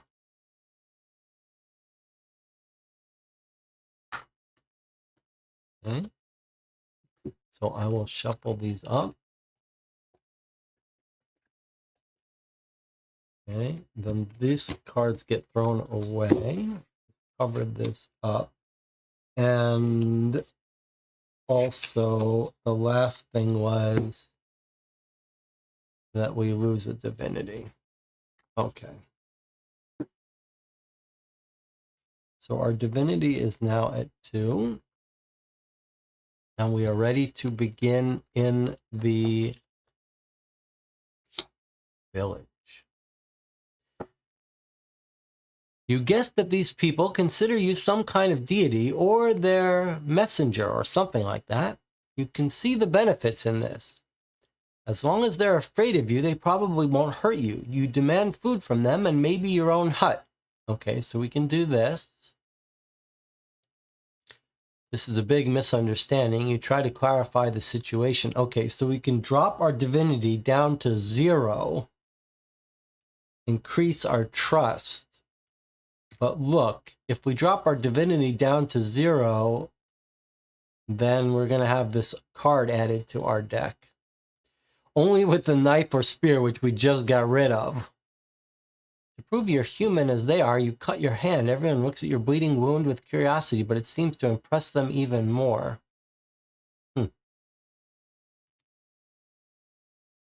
Well, this is the one that we're best able to handle with stats, because going up by 1 well-being and down by 1 trust is not a terrible thing for us. And they all mechanically do the same thing. So let's just do this one right here. Okay, well-being goes up by 1. Trust goes down by 1. And we flip this over to the back. Next. Several women approach you.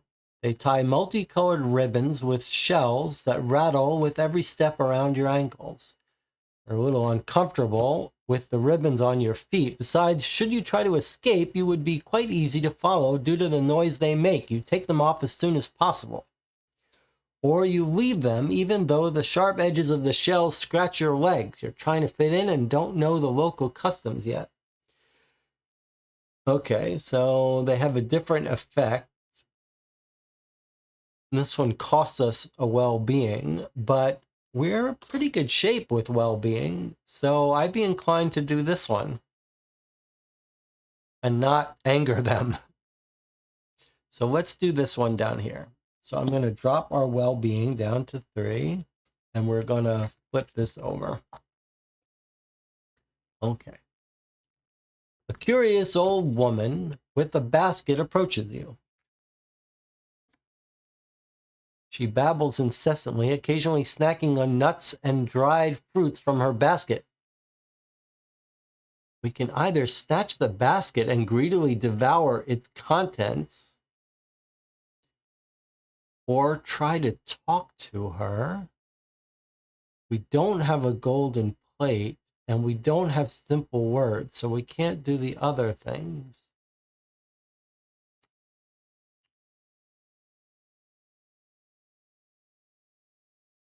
We can just get rid of this card completely by losing a trust and a divinity and gaining a well-being. We really don't want to do that. Those are not good for us. Seems like we should try to talk to her. But I don't have any real hopes that it's going to work.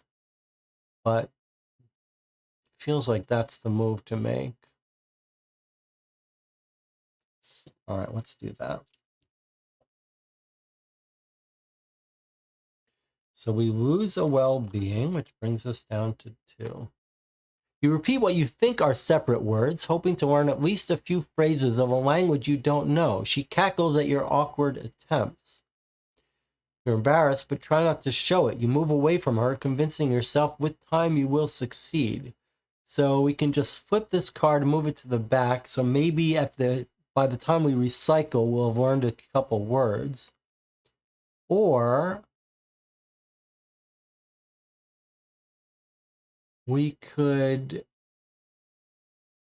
deal with it right away, gain a well-being, lose a divinity. I mean, our well-being is low. Is it worth losing a divinity to deal with this now, or shall we just wait it out? Feels like it's too dangerous to take this punishment, and we should try to wait it out.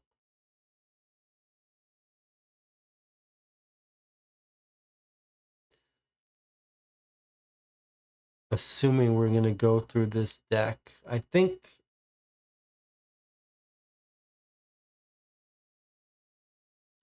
we should do this one. I don't think it's worth...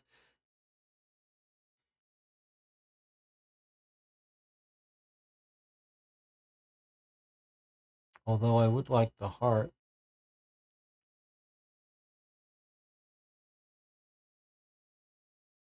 Maybe losing the divinity is a good thing. Now I'm not so sure. All right, what does the audience think?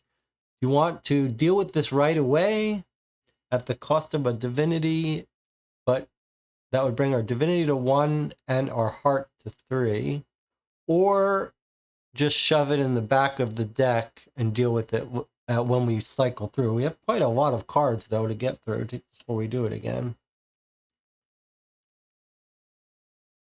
And it says wait and talk to her later. Okay, we're going to wait and talk to her later. So I'm just going to do this. Next up is this one. One chatty native keeps making conversation with you. This chatter won't be stopped even by your... Hold on, let me just make sure. Did I had to flip it.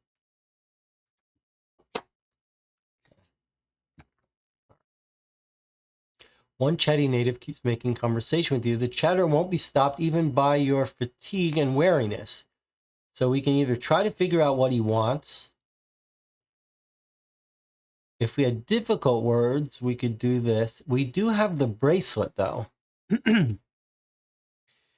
He gawks at you and claps his mouth when he notices the silver bracelet in your hand.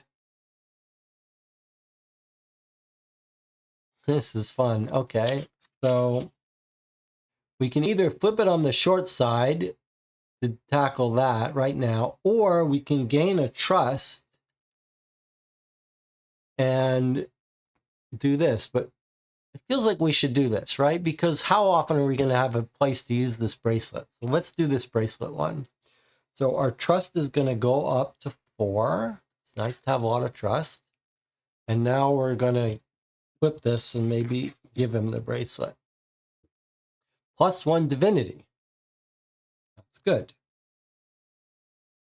The man takes you to his house where a boy is resting in a hammock. It's the boy who fell from the tree. His father recognized the bracelet. You're very happy to see the boy. Apart from a slight limp, he seems fine. You hand the bracelet to the boy, but his father shakes his head and respectfully returns the bracelet to you. He wants to thank you for saving his son. You try to communicate, gesturing vigorously, and gradually you manage to catch the meaning of some words. So it looks like maybe we're going to learn some simple words. If we knew difficult words, we could proceed here. Okay, but we don't know difficult words, so we have to do this. Okay. You're getting better and better at repeating the few words he taught you. This native turned out to be a patient teacher, so after a while, you already have a few simple words in your vocabulary. Take simple words. Okay, that's pretty cool. All right, and we got to keep our bracelet too. Okay, so there's our simple words.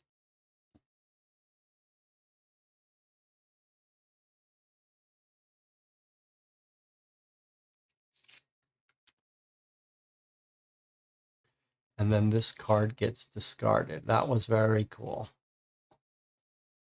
So we met a kind teacher who was nice to us because we saved the kid. That's pretty cool.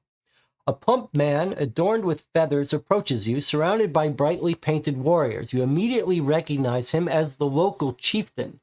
An elderly shaman next to him also watches you and then gives you a barely noticeable sign.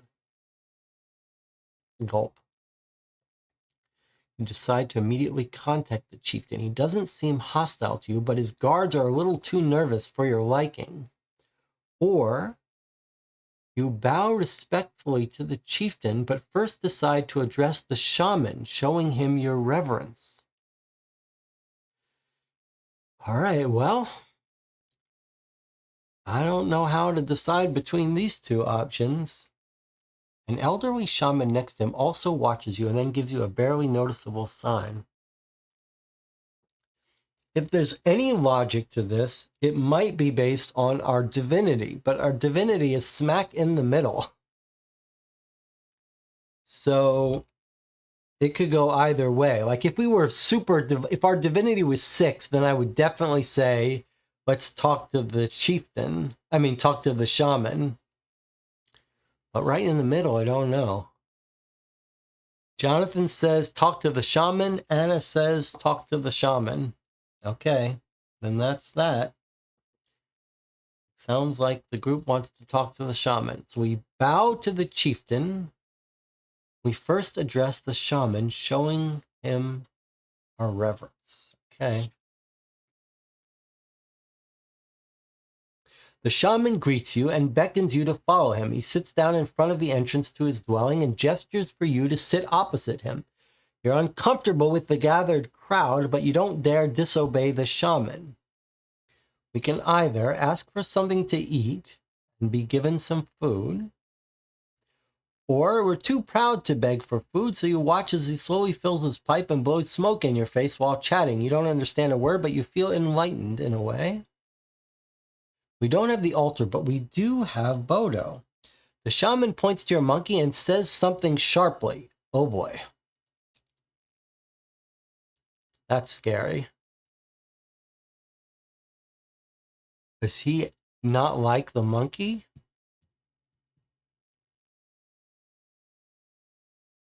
I'm a little nervous.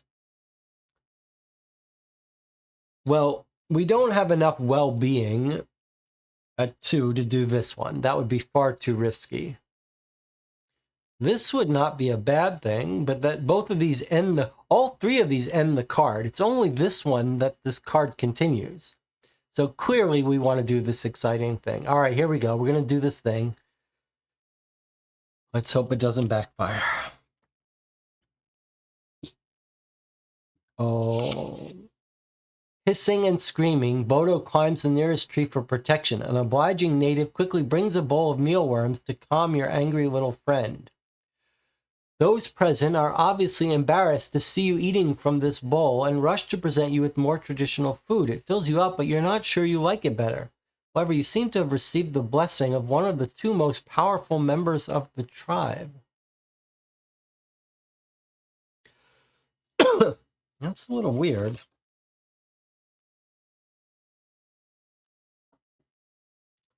So he points to the monkey, says something sharply.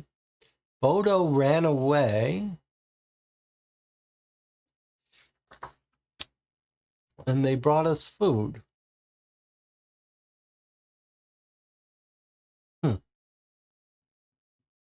All right, well, our well-being went up by 1. That's good. I mean, we needed that. And then this card gets thrown away. That was weird, but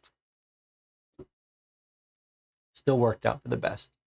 Walking through the village, you discover a beautiful viewpoint with a cliff towering above the treetops. You send 2 youngsters there to look out for ships, although you're not sure they understand what they're supposed to see. So we bring out a card that might mean us spotting a ship on the horizon. Or from time to time, you climb the cliff and watch the horizon. You're homesick, but on the other hand, you don't want anyone else to discover this tropical paradise in search of gold or other loot. One night, waking up from the alarm shouts of the villagers, you realize your hopes have not come true. You run out of the hut and find out that the strangers have landed on the shore. Oh boy. So look, in both cases, this card flips on the short end. One, it goes to the back. One, it comes to the front. So this is the first time that mechanically we've seen this odd thing. So it looks like if we take this route, then we would encounter this flag card before we get to the backside of this card. So this flag card might be an alternate ending card. Or something like that.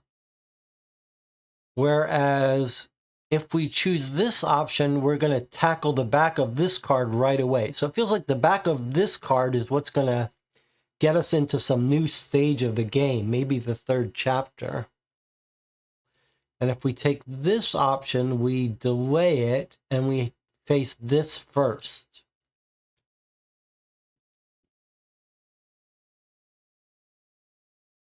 We do have we have 3 cards left in our stack here, including this one. So 2 more cards. This feels like a little bit of a tough choice. We can either force the ending of this stage right now, and we're in pretty good shape, or we could hang out on the island more and see this card.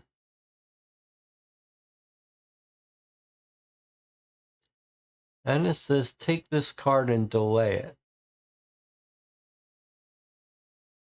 I guess I would be inclined to do that as well. All right, so if we take that top option, we take the flag cards. There's 2 of them. We shuffle them randomly. We take one and put it at the back of the deck. The other one goes away. So we've now added 1 flag card to the back. Now we're going to flip this card and put it underneath it. All right, so we've got 2 new cards, then the flag card, and then the back of that other one. The villagers are preparing for some festivities. Since everyone is busy, you discreetly taste the mussels from a plate that's left unattended. So we can sneak some early food, gain a well-being, lose a divinity, lose a trust. You impress everyone with how much you can drink. With each new serving of corn beer, the number of your fans grows. Okay. So we can gain a divinity and then deal with this card right now, or just gain a health, lose divinity, lose a well. Gain a well-being, lose a trust, lose a divinity, and deal with this later. I don't think we're going to get to this card again. The women show you a dance in which they stamp their feet in an unusual rhythm. The shell jewelry on your ankles rustles when you try to repeat the movements. You're embarrassingly clumsy, but you enthusiastically dance along with everyone.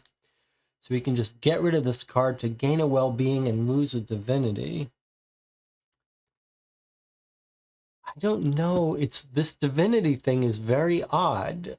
I don't know if we want it to be 0. I guess we don't want it to be 0, but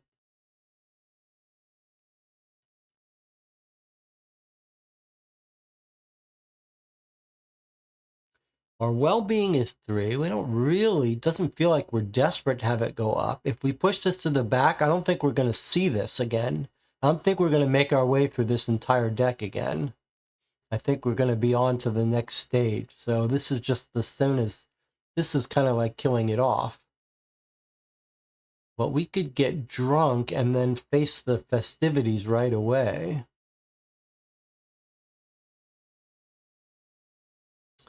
Or just try to go up in trust, down in divinity. I mean, that's tempting too, to get our trust maxed out for when this end of this phase comes. So I guess I'm inclined to do one of these two.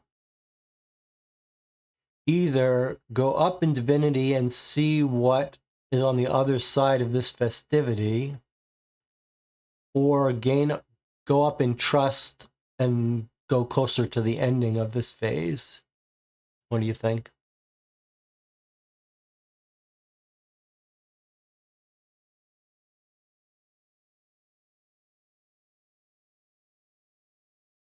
This is a net 1, this is a net 0, so I guess I'd be, there's a net -1. I guess I'd be more inclined to do this one here and see what this festivity is all about. Let's do that. All right, so we're going to do this middle one. We're going to make our divinity go, make our divinity go up to 4. And now we're going to deal with this festivity right now. Okay, +1 to our trust brings us up to 5. The next morning you have a splitting headache, but your stomach is churning from dizziness, but it looks like the people you drank and ate with during the festivities suffer as much as you. You haven't experienced such a hangover in a long time. You vomit several times, so we can lose a well-being. Or, since we have simple words, you've been sick all morning and your head is splitting. You go to the shaman, he assumes you have eaten food meant as a gift for the gods, and now the gods are punishing you for this. He gives you some kind of fruit which brings you immediate relief. So, since we have simple words, I think, and our divinity is pretty high, seems like we should do this. We don't want to lose well-being, so let's just lose divinity and get rid of this card. That's simple enough. All right, now we're back to this woman. Over time, you memorize a few new words, but you still pronounce them incorrectly, which sometimes brings you about puzzled faces or loud laughter from those around you. Take difficult words. Okay, so remember this woman. She's come back around, and now she's given us the difficult words. So now we have simple words and difficult words, which is pretty cool.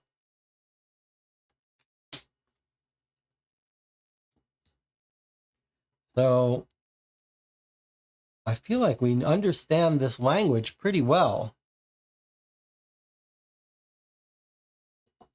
And now this card goes away, and here we are with our flag card. A young native walks leisurely back towards you from the lookout point. Clipper has landed in the bay. Unfortunately for you, it's sailing under the flag of a country which currently has very tense relations with your homeland. You are upset that the boy did not hurry with the news. Now you have no time to prepare. The sailors are already launching their boats. Oh boy. So this is an opportunity for you to negotiate your return home. You run towards the shore. You urge the villagers to arm themselves to repel a possible attack, or convince the people that enemies threaten the village and fight.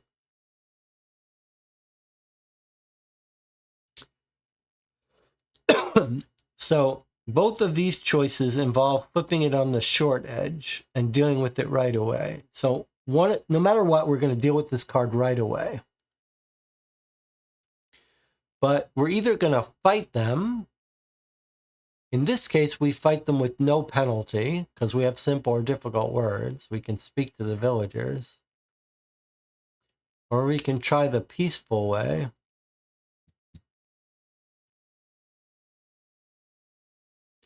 Boy, are we really going to bring this whole native tribe to a fight to the death? Just because they've got flag of a country that has tense relations with our homeland? That really, I mean, as a general philosophy of life, are we really going to war with a country? We're going to make these tribal people go to war with another country?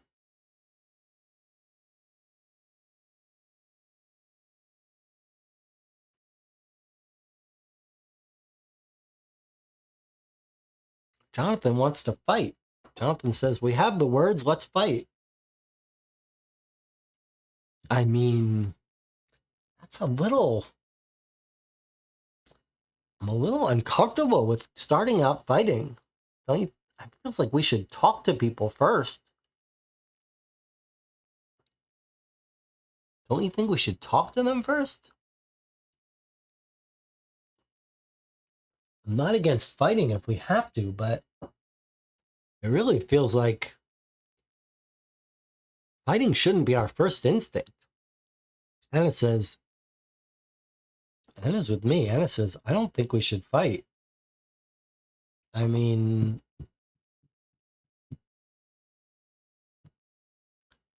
we can talk, we can negotiate between the two of them. Seems like John says, I fear it's going to turn out that these people are just here to exploit us. I don't disagree with your instinct that these are bad people, but even still, I just feel like fighting. How are we going to explain ourselves if we just fight? All right. I think we got to try peace the first time. This is an opportunity for us to negotiate our return home, run towards the shore. All right, we're going to do this. We're going to try to make peace first. You reach the shore at the same time as the boats and tell the captain your story. His clipper is returning from a long voyage, and the crew needs to replenish their food supplies. So, we can ask the villagers for fruit and non-perishable food and give them to the crew to pay for your fare. Discard alter simple and difficult words if you have them and leave the rest of the items. So we would take 52 and start a new adventure. Lose 2 trust, which we can definitely afford to lose. Or the captain refuses to take passengers on board, and together with the crew returns to the ship intending to sail at dawn. If we had the golden plate, we could offer it to them. Okay, so we don't. So I think it's time to move on to the next adventure. So we're going to do this one. We're going to take card 52.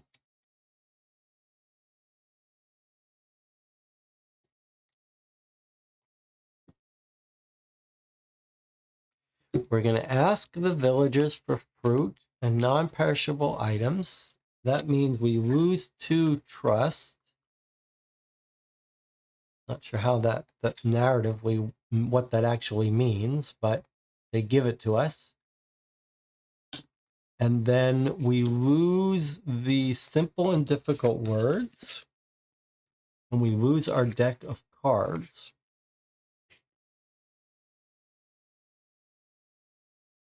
And we've got a new adventure. Remove the marker clips from chapter 2. Set them on the blue triangles around this card. If we have the cabin, then we would move this differently. Okay. So we actually had lots to spare there. We could have spent more time on the island.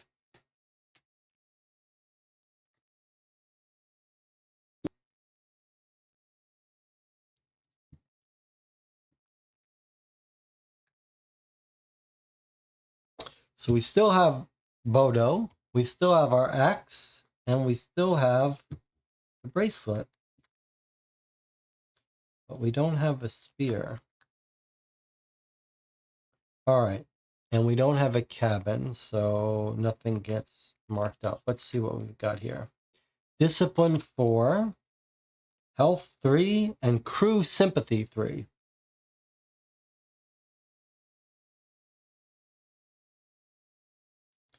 If any of these hit 0, we lose our entire deck and we get new cards or endings. So it looks like you might, if your discipline hits 0, you might have a chance at surviving. Washed ashore, chapter 3. All right, so we made it to chapter 3. Sounds like maybe we would have had a different ending if we had fought. But these people didn't seem like they were there to take over. John says, should we stop here? We've played for a couple hours. It's up to you. I'm happy to play chapter 3, but we should take a break first. I think we should keep going through chapter 3, see if we get to an ending, but maybe we can play a little more risky. But if the channel would rather stop here and continue tomorrow, we could do that. But it's time for a break first. So let's take our 8-minute break. I'll see you in 8 minutes. You guys figure out whether you want to keep playing or not. I'm happy to keep going into chapter 3. I'll see you in 8 minutes.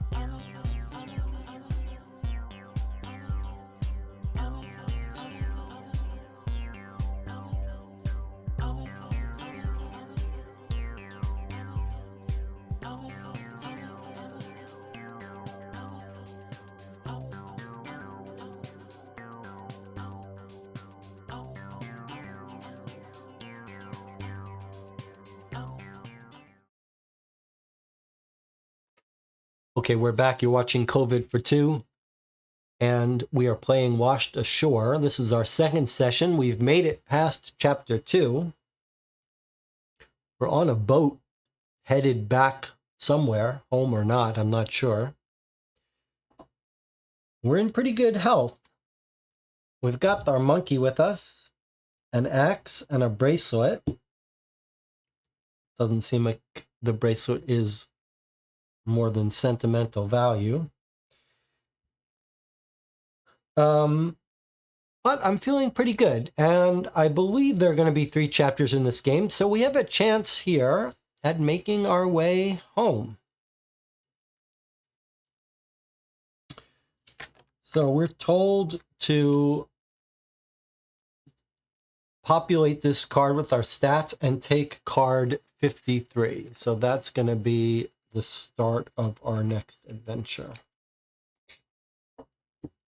which is indeed chapter 3. Beautiful watercolor artwork here. Thus, we never see the true state of our condition till it is illustrated to us by its contraries, nor know how to value what we enjoy, but by the want of it. Daniel Defoe. Who is Daniel Defoe, who's quoted in all of these? Okay, well, here we go. No other instructions? No. Okay, here we go, chapter 3. You feel the wood of a deck under your feet again. The crew seems happy with the fresh water and food you help them get, and in your first days on board, all you can think about is getting back to your homeland. But soon you begin to notice some tension between the crew members. Lucas the cook, Benedict the cabin boy, and other sailors, it seems, do not always get along with the officers. The long, exhausting journey has definitely taken its toll on the mood of the crew. How should I walk this plank? Okay, so we're taking 10 cards, 54 to 64, 11 cards. This is our new pile. Okay, so we're on this boat now. All right, so we're taking those 11 cards. We are shuffling them up.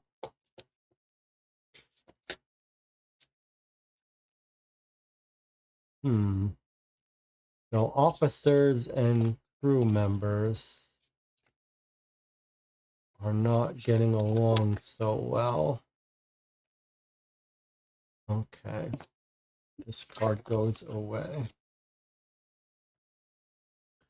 Here's our first card. The captain enjoys sunny weather on the bridge. Let me just make sure. Yes, okay. Captain enjoys sunny weather on the bridge. He calls for you and asks about your country. Some of his questions are outright provocative. Or you make a joke about one of the officers. He swings and painfully hits you in the ribs. Ouch.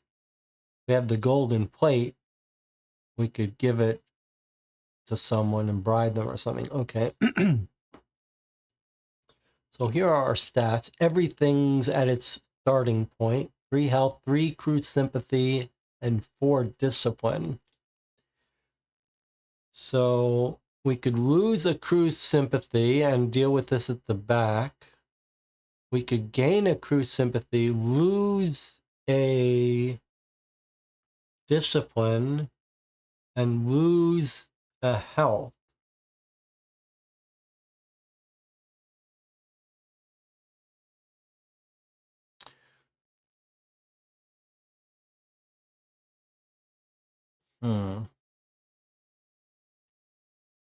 But mechanically the same. Flip it and deal with it later.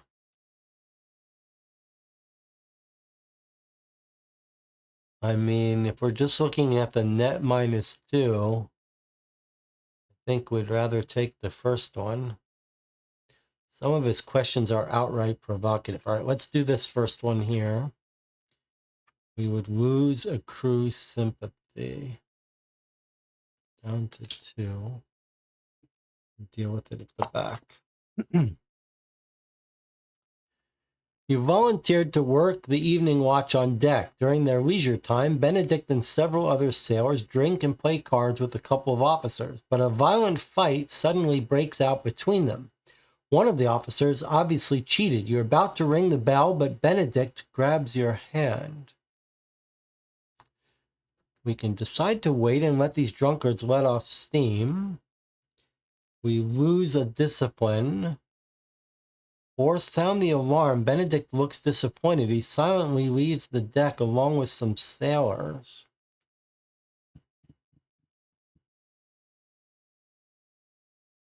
So,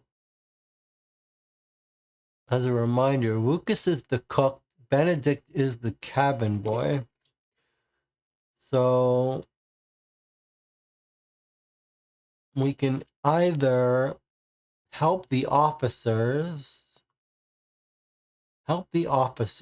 or help the sailors. We already dropped in crew sympathy. This seems dangerous to me. Seems like they're going to come back and get us if we're not careful.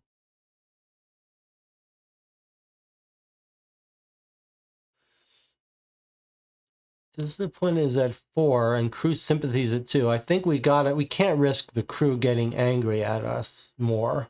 So even though this is delayed and we don't have this, we can't do this. I think we have to take this first choice here because we need to get on the side of the crew since we're already down by 1 on crew. So I'm going to choose this top option here. Let us lose a little discipline and deal with this. The next morning, the captain calls you out in front of the crew. He got wind of the fight during your watch. He gives a long speech about the importance of order on a ship and the duties of the crew. Then, since you're new on the ship and not a permanent member of the crew, the captain, in a show of feigned mercy, allows you to choose your own punishment. We can name 3 sailors who caused the riot. Ouch. If we down in 2, so if we choose this top option, our crew sympathy would hit 0 and we'd probably have game over. So we really can't do that. But we are going to do, this is what we're going to do. We're going to take a big health hit and have everyone respect us more. That's surely what to do. It's risky, but that's what we should do. All right, so our discipline is going to go up and our crew sympathy is going to go up, but we're going to lose 2 health, which means we're almost dead. And we're going to get rid of this card. We can't afford any more health, though, so we better hope we don't lose health.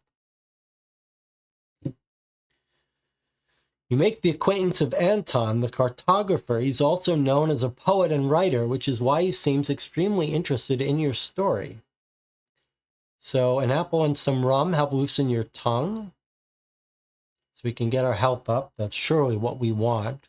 Or we can make up all sorts of stories about cannibals and brag about a fight with a monster living on the island. If we had the logbook, we could do some other stuff. Jonathan says the logbook continues to taunt us. Yeah, it sure would be nice to have the logbook. We might have to keep playing chapter 1 until we find out how to get that. Okay, well, we want the health, so we're going to do this. So our health goes up to 2, which is very welcome. And this gets shoved to the back. Next up, a chicken has escaped from a cage in Lucas's galley without anyone noticing. You managed to catch it, the last fresh meat on board. For a moment, you toy with the idea of keeping it for yourself, then you take it back to Lucas. So our crew sympathy would go up and push this to the back, not bad. You manage to hide the chicken and feast on its eggs for a while, but in the end, someone finds it and the chicken ends up in a pot of soup. So mechanically identical. We could either go up by health or go up by crew sympathy. I mean, if you're just looking at keeping these above 0, it seems like we should choose to make our health go up.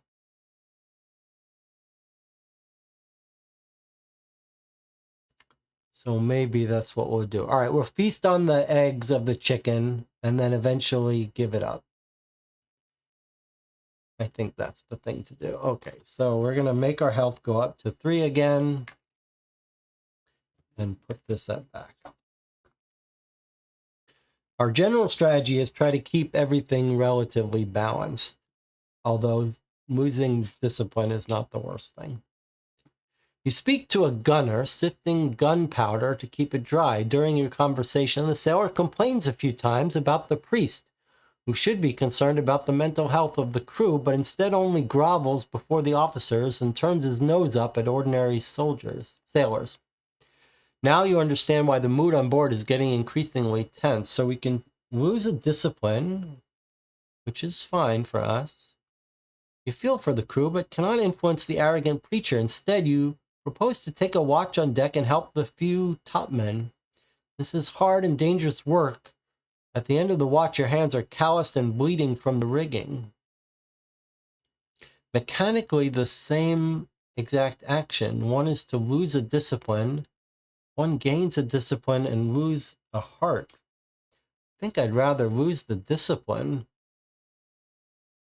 This top thing. I'm going to bring this down to 3. Put this in back. Well, but this is a net 0. Huh. Let me undo this. Let's think about this for a second. We're just talking about efficiency, same mechanical action. This is a net 0. This is a net -1. Maybe it's better for us to do this.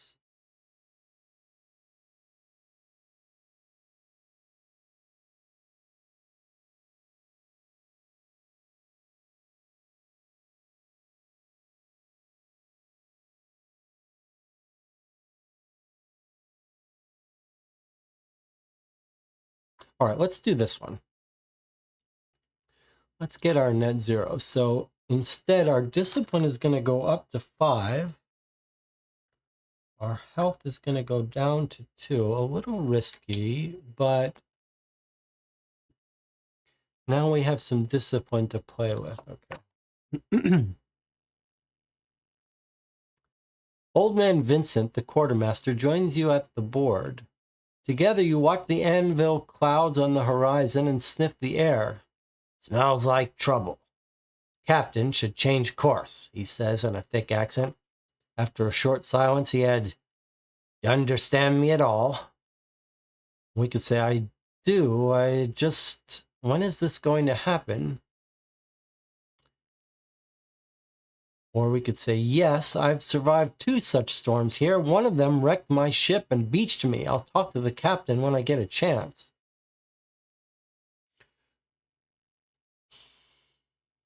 So something we trigger right away or something we trigger at the end of this entire big deck.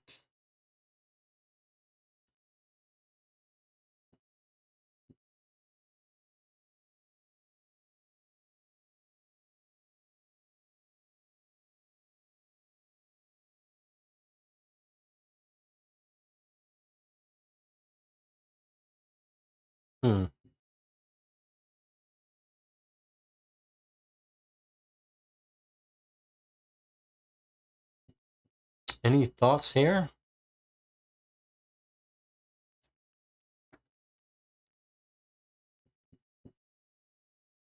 I mean, I guess this is attractive to me. It just bumps up one of our stats. Feels like a trick. But let's do this. Let's learn more about it. I mean, it seems like a stat goes up and we learn more about it. So let's make cruise sympathy go up to 4 and deal with this right now. Okay, and then this loses us a discipline. What? No, I don't think you understand. I meant the weather, you fool. Vincent coughs nastily and spits overboard. Who spreads this dangerous gossip? Benedict, Lucas, which one of these nobodies could navigate the ship? How hard can it be? I'll navigate, you boast. You? Vincent laughs and limps away. I hope no one heard us. Dangerous talk. So we could lose a discipline, and then this flips and gets handled at the end. Or we say, sorry, my bad, I thought you were with them. I'll go see the captain and suggest he change course right away.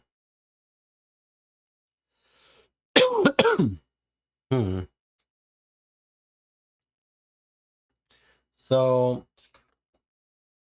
I'm a little bit confused at what's going on here, but clearly it's some issue about mutiny. So he's talking about bad weather, and then it seems like we're got a choice about whether we're going to encourage a mutiny.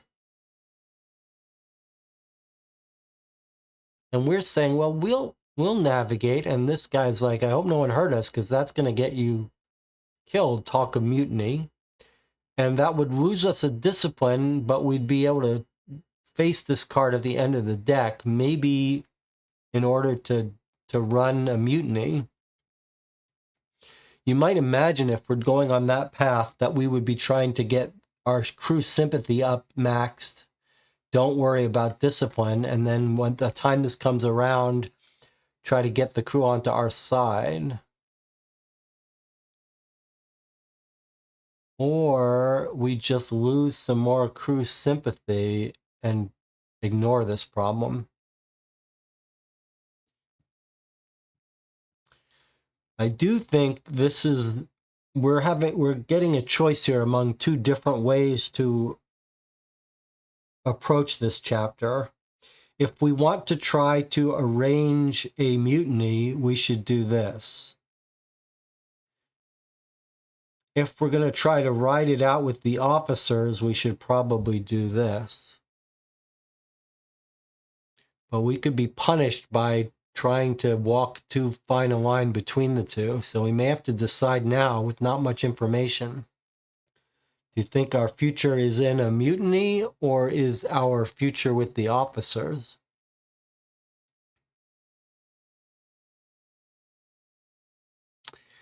It would be easier if we saw some clear demonstration of the officers mishandling things. Jonathan wants to side with the officers. All right. For now, we're going to bide our time and not try to mutiny. So we're going to say, sorry, my bad. I thought you were with them. I'll see the captain and suggest he change course right away. Okay. So our crew sympathy is going down. And we get rid of this card. Next up, to shorten the tedious journey, the captain has set a course dangerously close to unfriendly territory. This way, the captain hopes to win at least a week, but the risky venture may end up in disaster if you meet enemy ships along the way. You have an idea to disguise the flag of the ship as the banner of your country, which has no disagreements with the local governor. The captain is delighted with your cunning and blatantly shows it to the sailors. So the crew would be unhappy with us.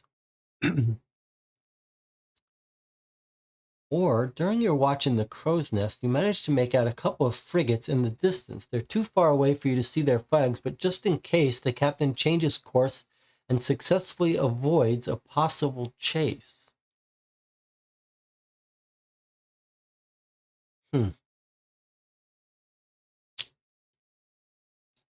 Mechanically, they're the same, except this one you deal with right away.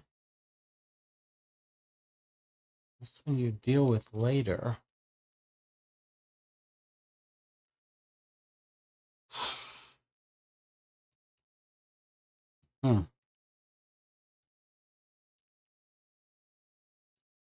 Changes course. Blatantly shows it to the sailors. I guess if we think we can wait, it seems like it's better to do this. So let's do this.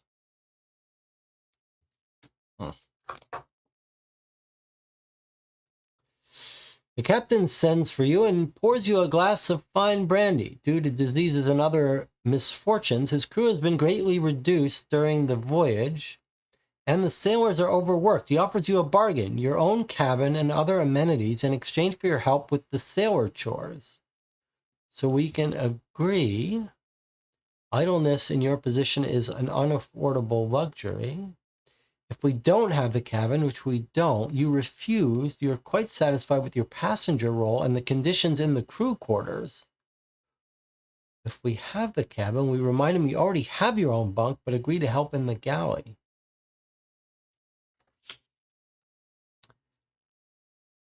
It definitely feels like we should help, right?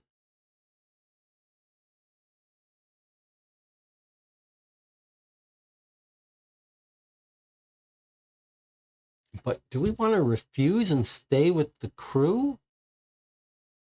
Because this is going to alienate us from the crew.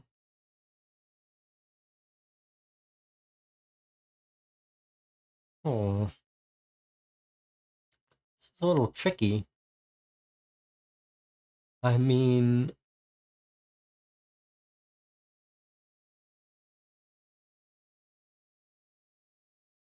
other amenities that could get us a nice item.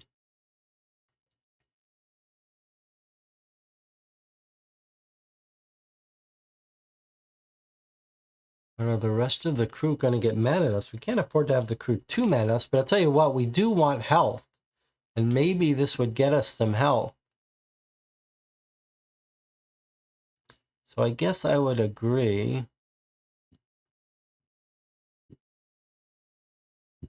Exchange with your help with the sailor chores.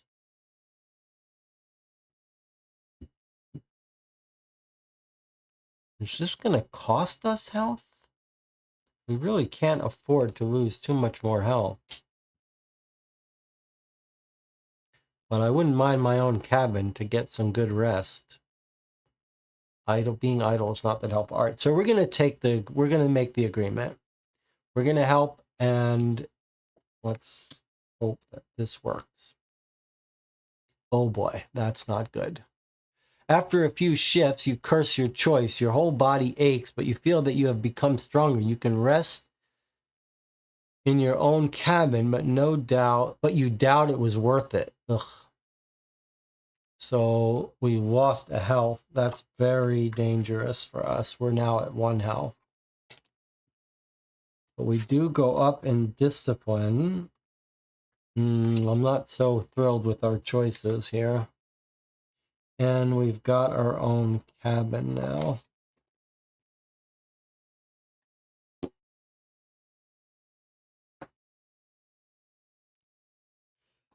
Well, this is a little nerve-wracking. All right. If we lose a health, then it's all over for us. Lucas the cook is short-handed in the galley. He's always got his hands full with the whole crew to feed. We can volunteer to help him. What's in it for me? You managed to bargain a piece of bacon and an apple for your help. That gives us a heart. I think we really need to do that. Unfortunately, our crew sympathy is at 3. That would bring it down to 2, but I think we're going to need to do it because our health is just too low. Or we can refuse, saying we're busy enough on the deck.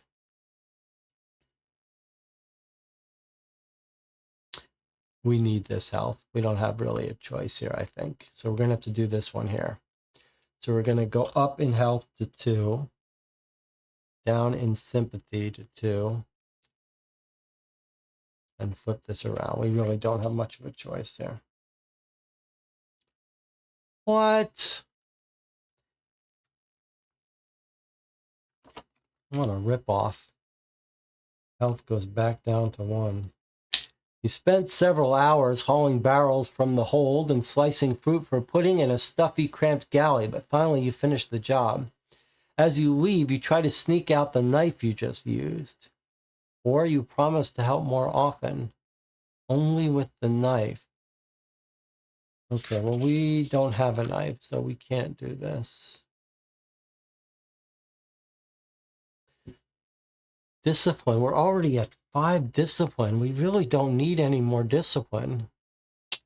We've made some bad choices here.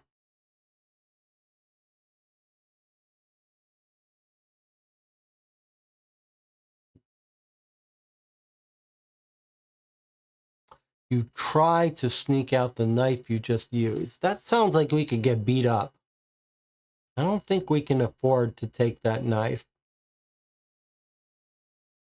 I think we just have to promise to help more often.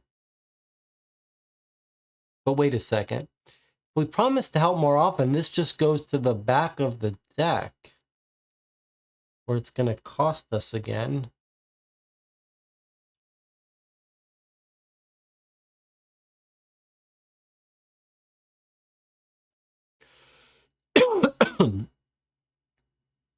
I don't think we can afford to have this come back around again. I think we're going to have to take out that knife.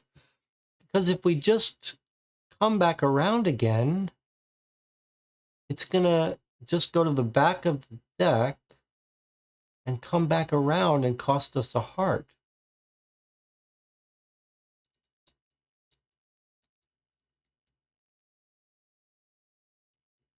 A lot more cards.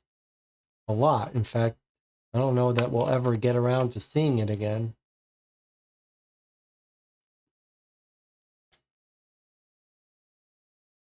You think we should just shove it to the back and we'll never see it again?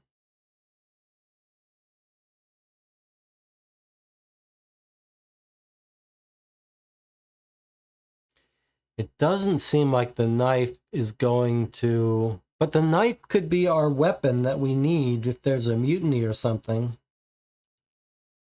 But if we get caught with the knife and beat up, then we're going to be dead.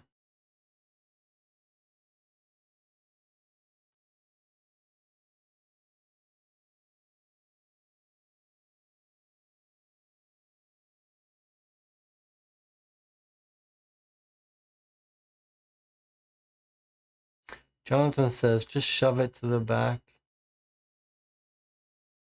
Okay. And when we do that, we gain a discipline, which brings us to max discipline. Okay.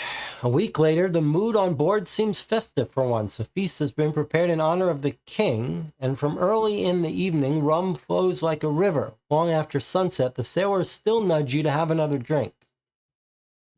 We can stay up till morning, drinking and bawling these songs.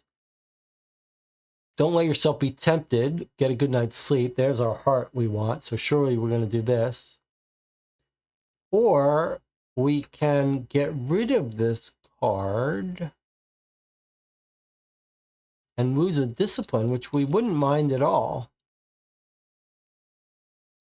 But we need that heart right away. So we're going to have to do this one right here. So our heart goes up, health goes up to 2, and we're just going to deal with this, whatever the consequences of it coming back around. All right. You watch the horizon from the stern. Suddenly you hear a whisper behind you. Don't turn around. I just wanted to warn you, not everyone gets along with the captain as well as you do. You seem to be a smart person. Is there a mutiny at hand? In the following days you observe carefully, but the crew looks quite happy to you. This discrepancy alarms you even more. You still don't know the crew very well. Who was that? Benedict? You're glad the sailors trust you enough to warn you like that. So we can either get on the side of the crew and lose a discipline, or get a discipline and lose the favor of the crew. I think this might be one of these cases where we're trying to have both of these balanced, which is our default strategy, is bad. Like we may have to pick sides. On the other hand, clearly it would be bad for any of these to hit 0. Since we're so high up on discipline, it definitely seems like we should take this choice here. So let's go down in discipline 1, up by crew sympathy a little bit, and take this action. But we're so far ahead in discipline that probably we're going to side with the officers. But this will give us a little more breathing room.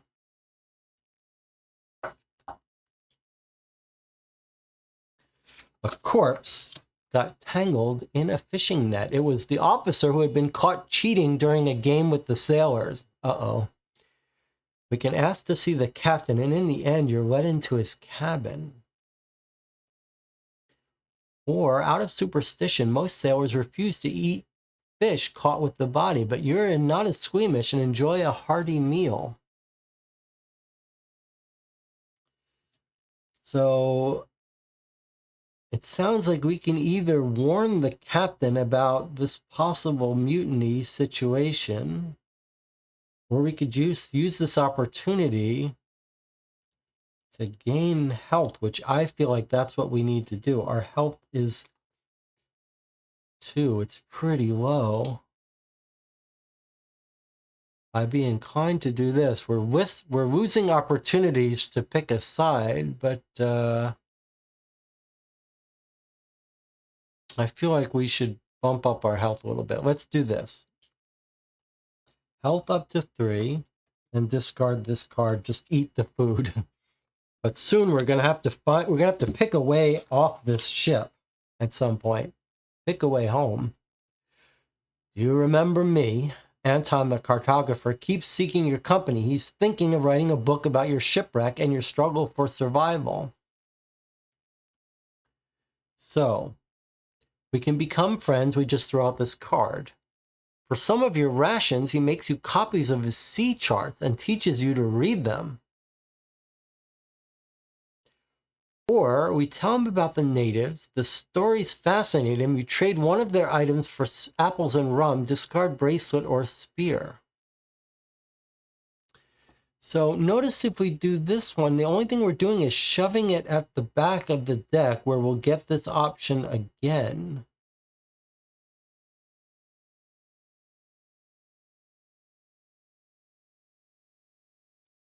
Surely we don't have much use of this bracelet. It would be better to do this than have it come around again when we could throw it out.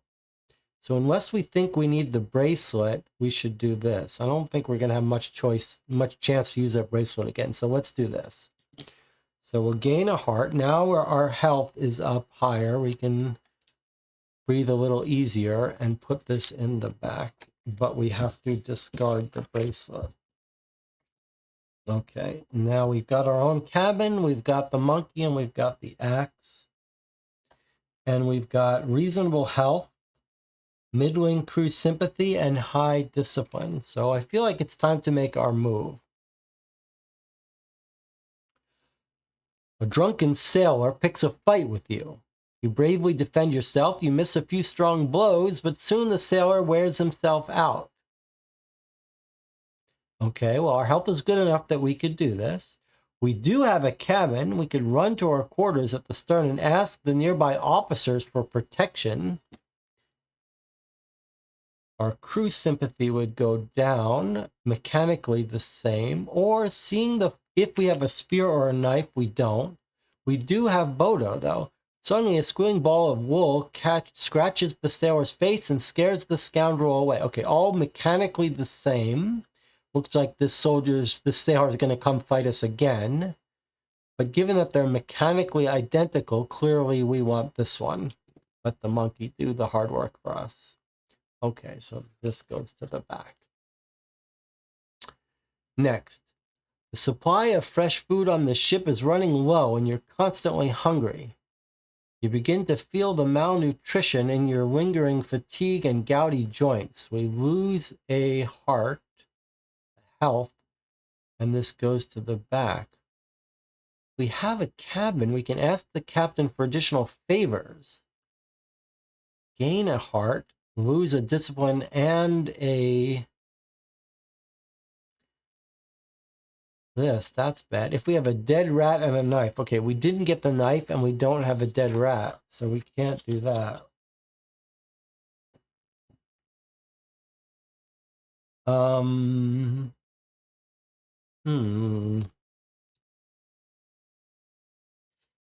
Here's a net -1 and net -2, but this seems like it's going to come back and to get us later.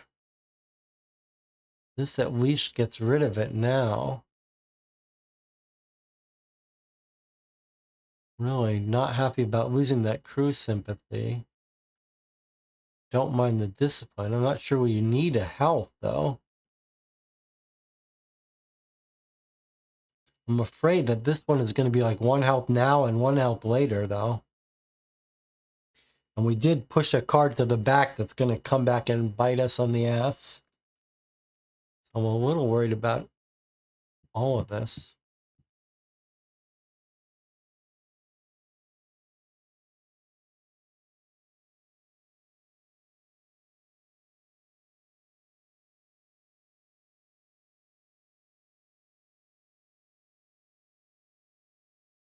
I think I'm inclined to do this and get rid of this card rather than have it come back to get us.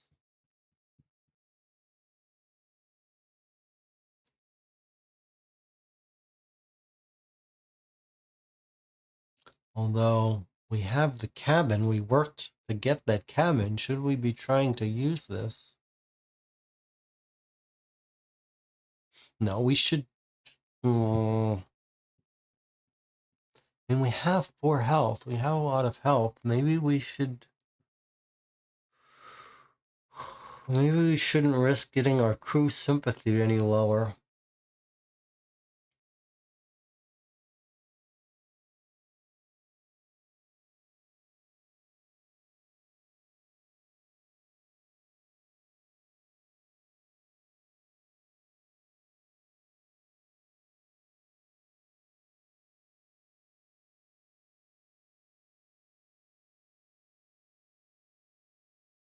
Any thoughts here?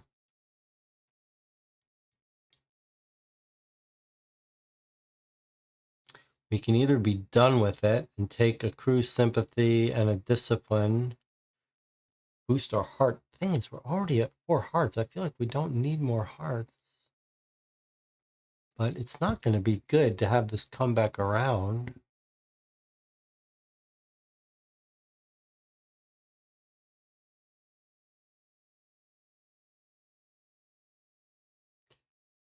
Jonathan says, let's risk it coming back. Okay, so we're going to do this one. We're going to take a heart damage. We're going to flip it around. A few days later, you drop anchor off a small island. While the captain examines it, he wants the crew to clean the rudder and part of the hull from barnacles. We can help the sailors knock off the sharp-edged shells from the hull. As expected, you get a few cuts in the process.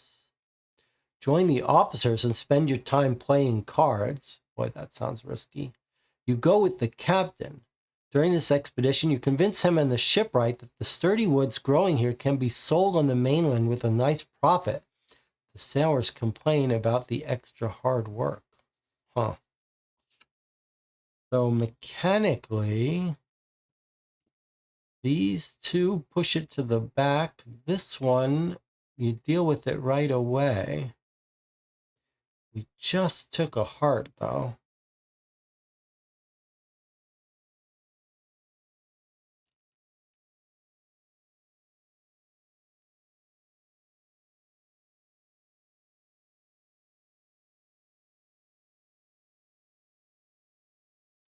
Feels like bad stuff's going to happen, but I don't want this. I don't think we can afford to lose crew sympathy. On the other hand, this one is not so bad, actually. This one is discipline. Our discipline is so high. Maybe we should take this one. Yes, we should take this one.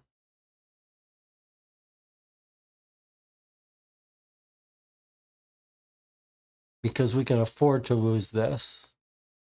And we can't afford to lose a heart or this. Okay, let's do this one. Mechanically, I'm not sure how I feel about it, but I don't want to lose a heart. So I'm going to look this.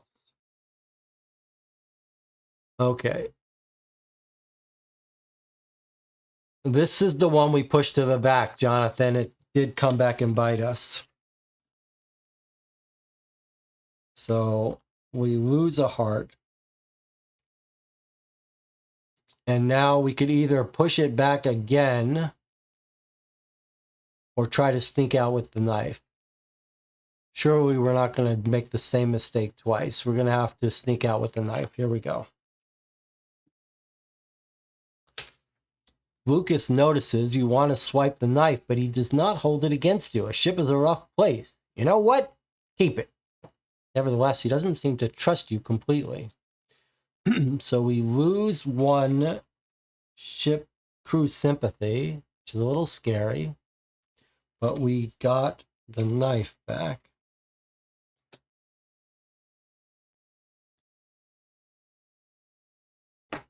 Then this card goes away.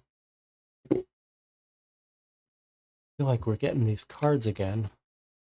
Captain sends for you and invites you to a richly laid table. He wants to dine and chat with you, but even before the meal starts, he strikes up a conversation. I heard rumors some of the crew are discontent. I suspect it has something to do with the way I treat Benedict. Do you know anything about this? You stand up. If this is an interrogation, don't bribe me with treats. Sit down, the captain laughs off. Fair enough, let's eat. Or, you politely tell the captain you can't tarnish anyone's name with a clear conscience, then apologize and leave hungry. Well, we've got 2 health. I don't think we can afford to do this. We're going to have to eat. So, I think we just flip this and encounter it. All right, we're going to have this conversation. Let's see how this goes. +1 health. After dessert and a mug of grog, the captain returns to the subject with a serious tone. A mutiny would be very disadvantageous for everyone. One way or another, someone will get hurt, and I want to save lives. So, do you think there could be a mutiny? You don't dare lie. Fortunately, I heard a few sailors complain. Okay, so we could choose this. Or we could make our choice. You promise to keep your ears open, and if it comes to mutiny, you're on the captain's side. This one, you deal with it right away. This one, we lose crew sympathy, and we deal with it later. We're at crew sympathy of 2, so I don't think we really want to drop this down to 1.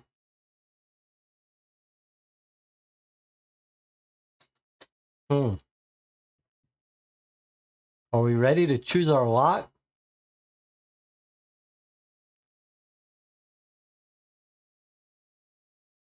I'm not sure what these 2 choices are really between. This one seems to say if there's mutiny, you're on the captain's side. Oh, this is only with Benedict's scars. Okay, well, we don't have that, so we can't do that. This one says we're on the captain's side. This one doesn't say we're on the captain's side, but sounds like we're telling him about it.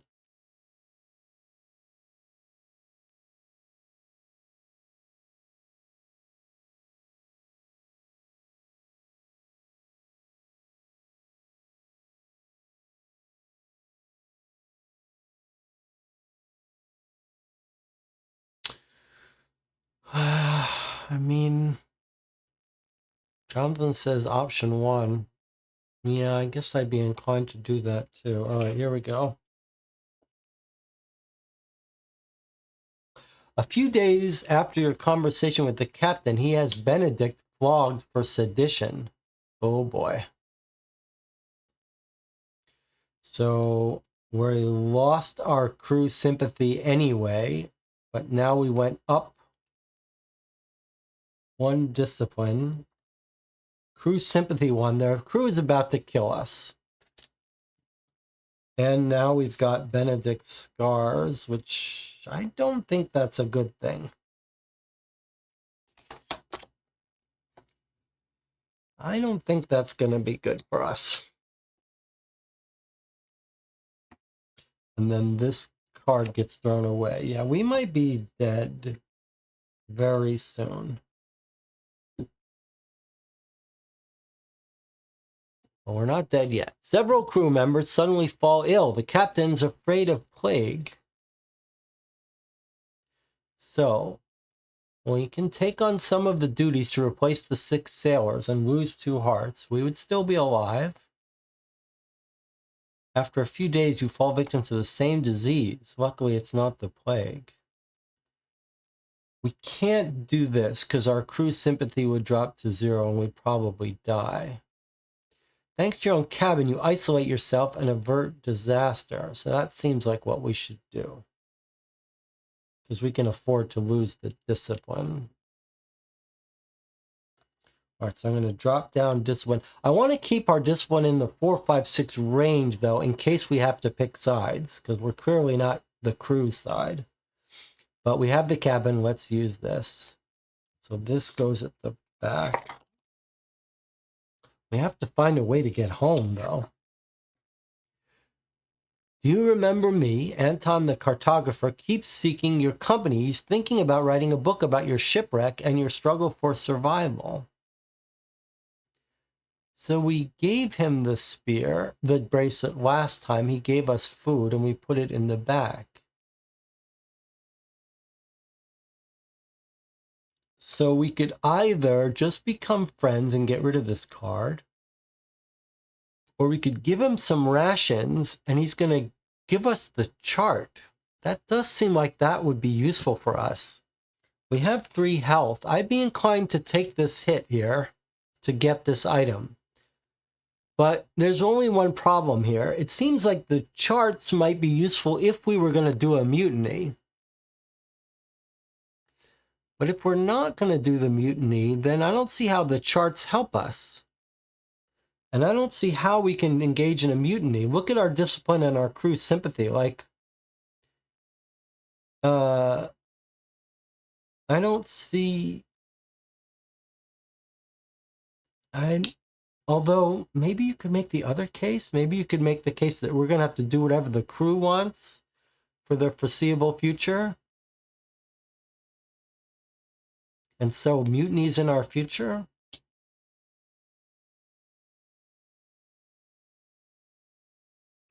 But maybe for 1 heart, we should just get those charts.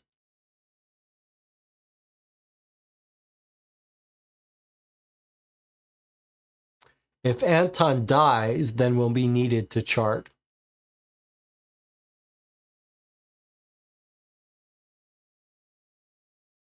All right, we're going to do this. We're going to get that chart. If Anton dies, then someone's going to be needed who knows how to read the charts. Let's make ourselves useful. All right, so I'm going to take a health down to 2. And we're going to flip this over. You constantly look for landmarks on the horizon, which is why the sailors are suspicious of you. However, by comparing different signs with maps, you find that your efforts are paying off. Soon you're able to read the sea charts correctly. Discard the logbook if you have it. Take the sea charts. We've got our sea charts. We've also got Benedict's scars. That's going to get us killed if we're not careful. Okay.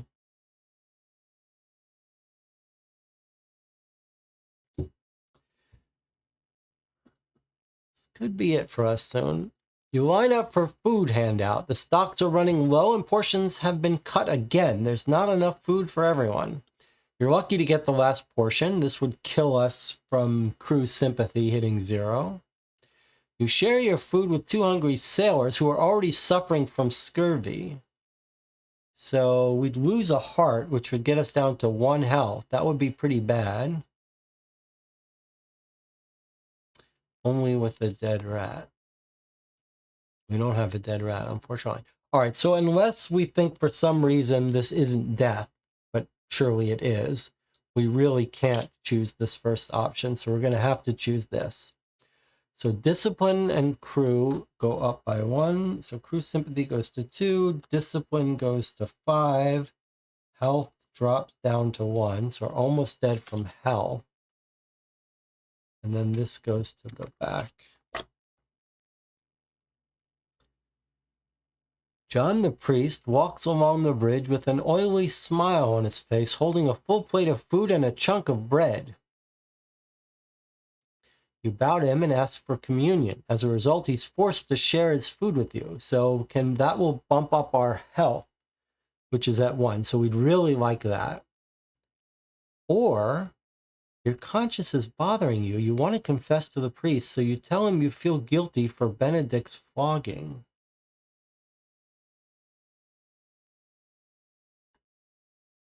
Oh.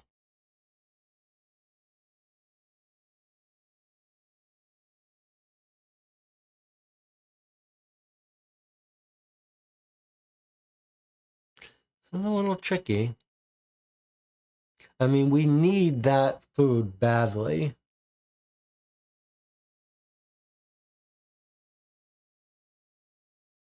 And I don't know what's going to happen here.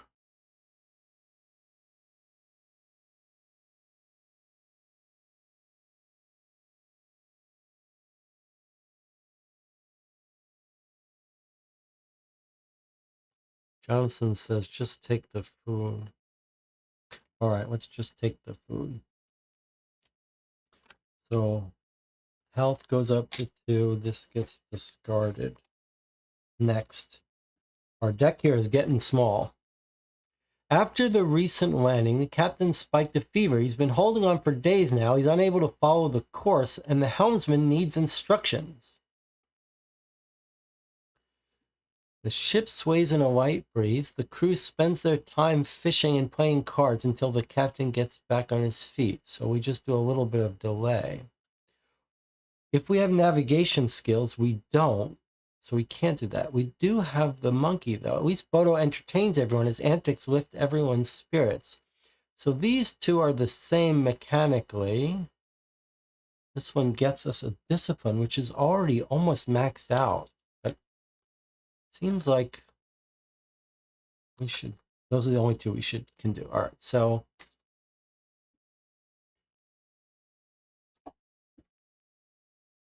all right, -1 discipline. We're already at 5. At night, you wake up to shouts from the deck, and then the captain orders everyone to hand in their weapons or have their rations cut. If they refuse, you never find out what caused this paranoia. So we could say, this is extortion. You're not ready to make concessions.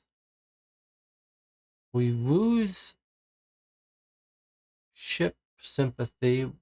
Sorry, we gain ship sympathy, crew sympathy, which we would like because we're at 2 there. We lose a discipline. We don't care about that. We're at 5. But we lose a heart. That would bring us to 1. That would be pretty horrible. Or anything's better than starving. We could surrender our knife and our axe, but we would get a health and get a discipline. Wow, that's tricky. This is a tricky one.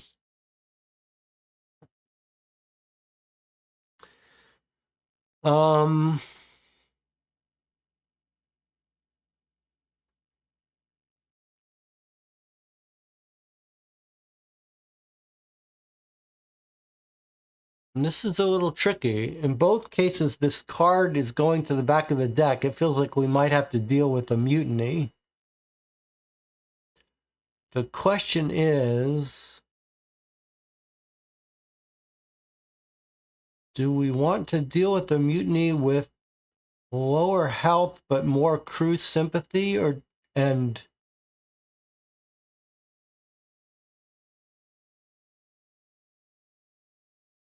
better health, full maxed out discipline, but no weapon?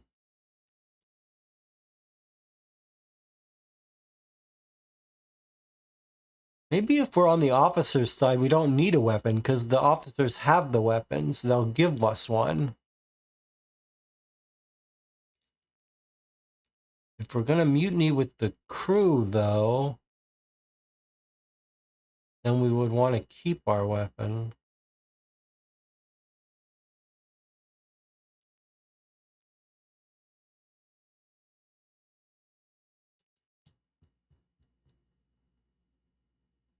John says, I'm inclined to hand in the weapons, assuming we're trying to side with the officers and avoid a mutiny.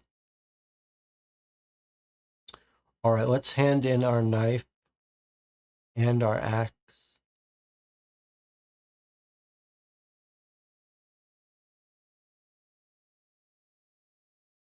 Okay, knife and axe go back in.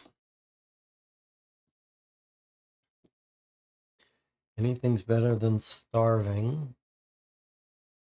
We gain a discipline and a heart. Our discipline is maxed out. Heart's 3. Then this flips over. We're reaching the end of this deck soon. 2 sailors you recently shared your meal with are sitting at the bow. You join them, and the 3 of you tell each other stories, warming up to the topic. You share the rum that you hid earlier with the sailors. I like that. And if we had the lighthouse, we could do this. Okay, well, we don't have a lighthouse. We don't even know what that is, so we can't do that. So we have to do this.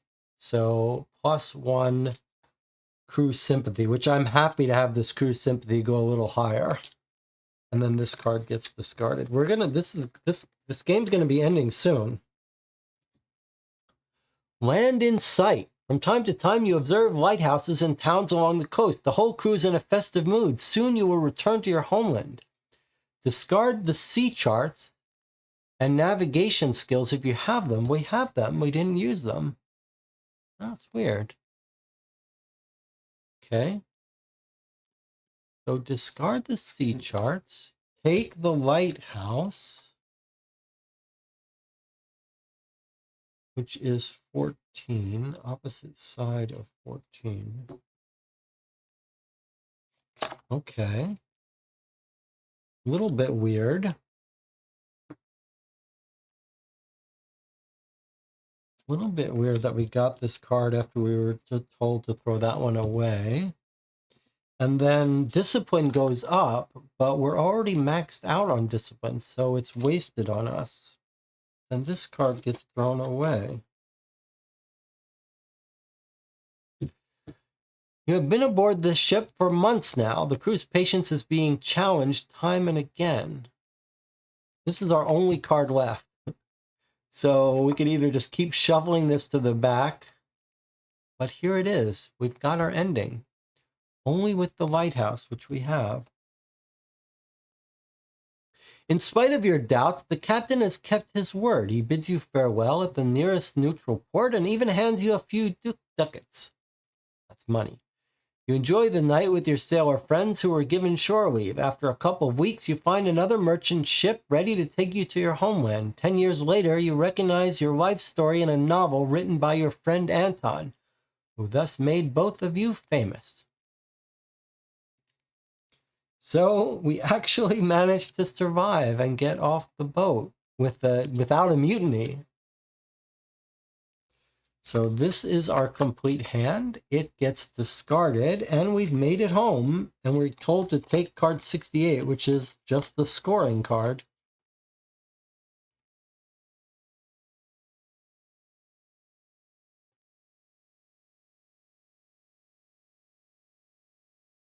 So that's it. We did it. So this is our ending card here. Here's our 68. The end. So with this ending, we got a story written about us, a novel written about us by Anton.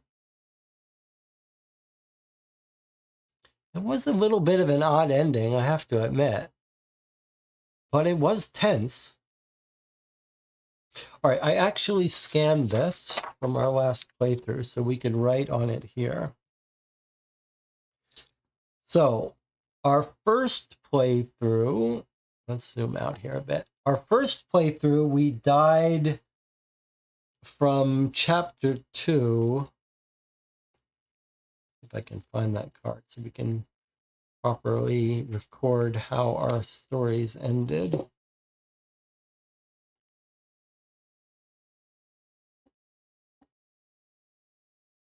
So our chapter 2 from Tuesday's playthrough was a bit more dramatic of an ending. I don't see that card.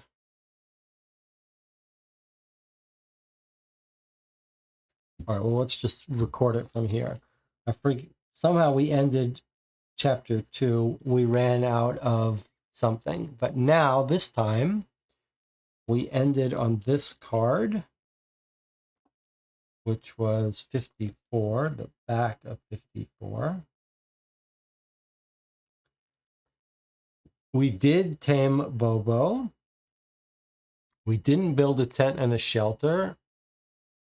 We did have items. The flip side of 4, which I think was in the item deck.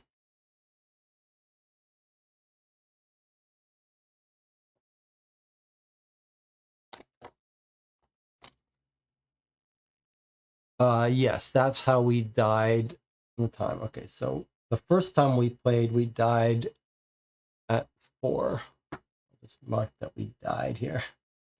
Okay, and this one we got home with a novel. All right. So on neither of our games did we build a tent and a shelter. On neither of our games did we get to chapter 2 without any items. We didn't collect 2 spears. We never reached total trust of the natives. And we didn't end chapter 3 with the golden plate. So that's it. We haven't reached these achievements, but this was a pretty good ending we got here.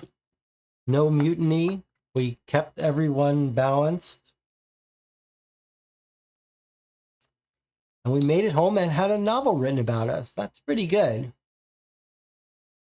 That feels like a pretty good ending. A little bit anticlimactic, but phew.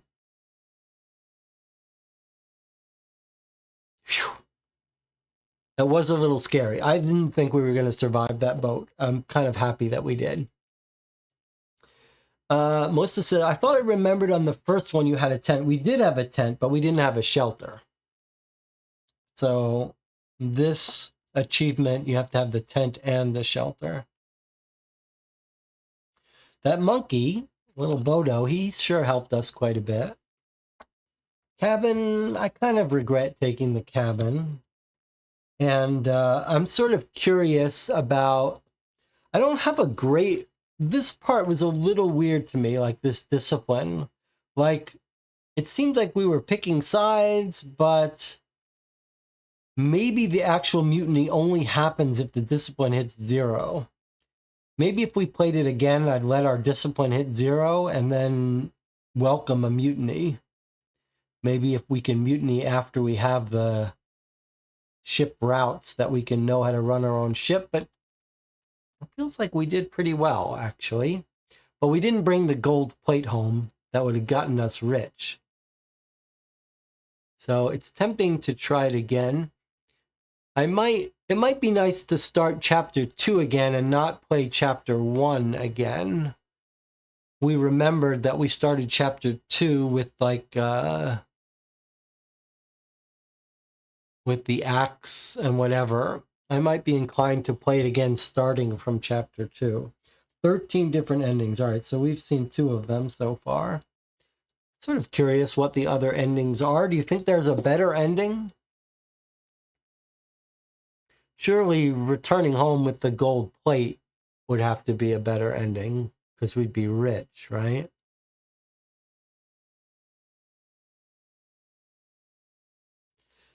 We ended this game actually pretty well positioned here by the end. So we could have risked a little more.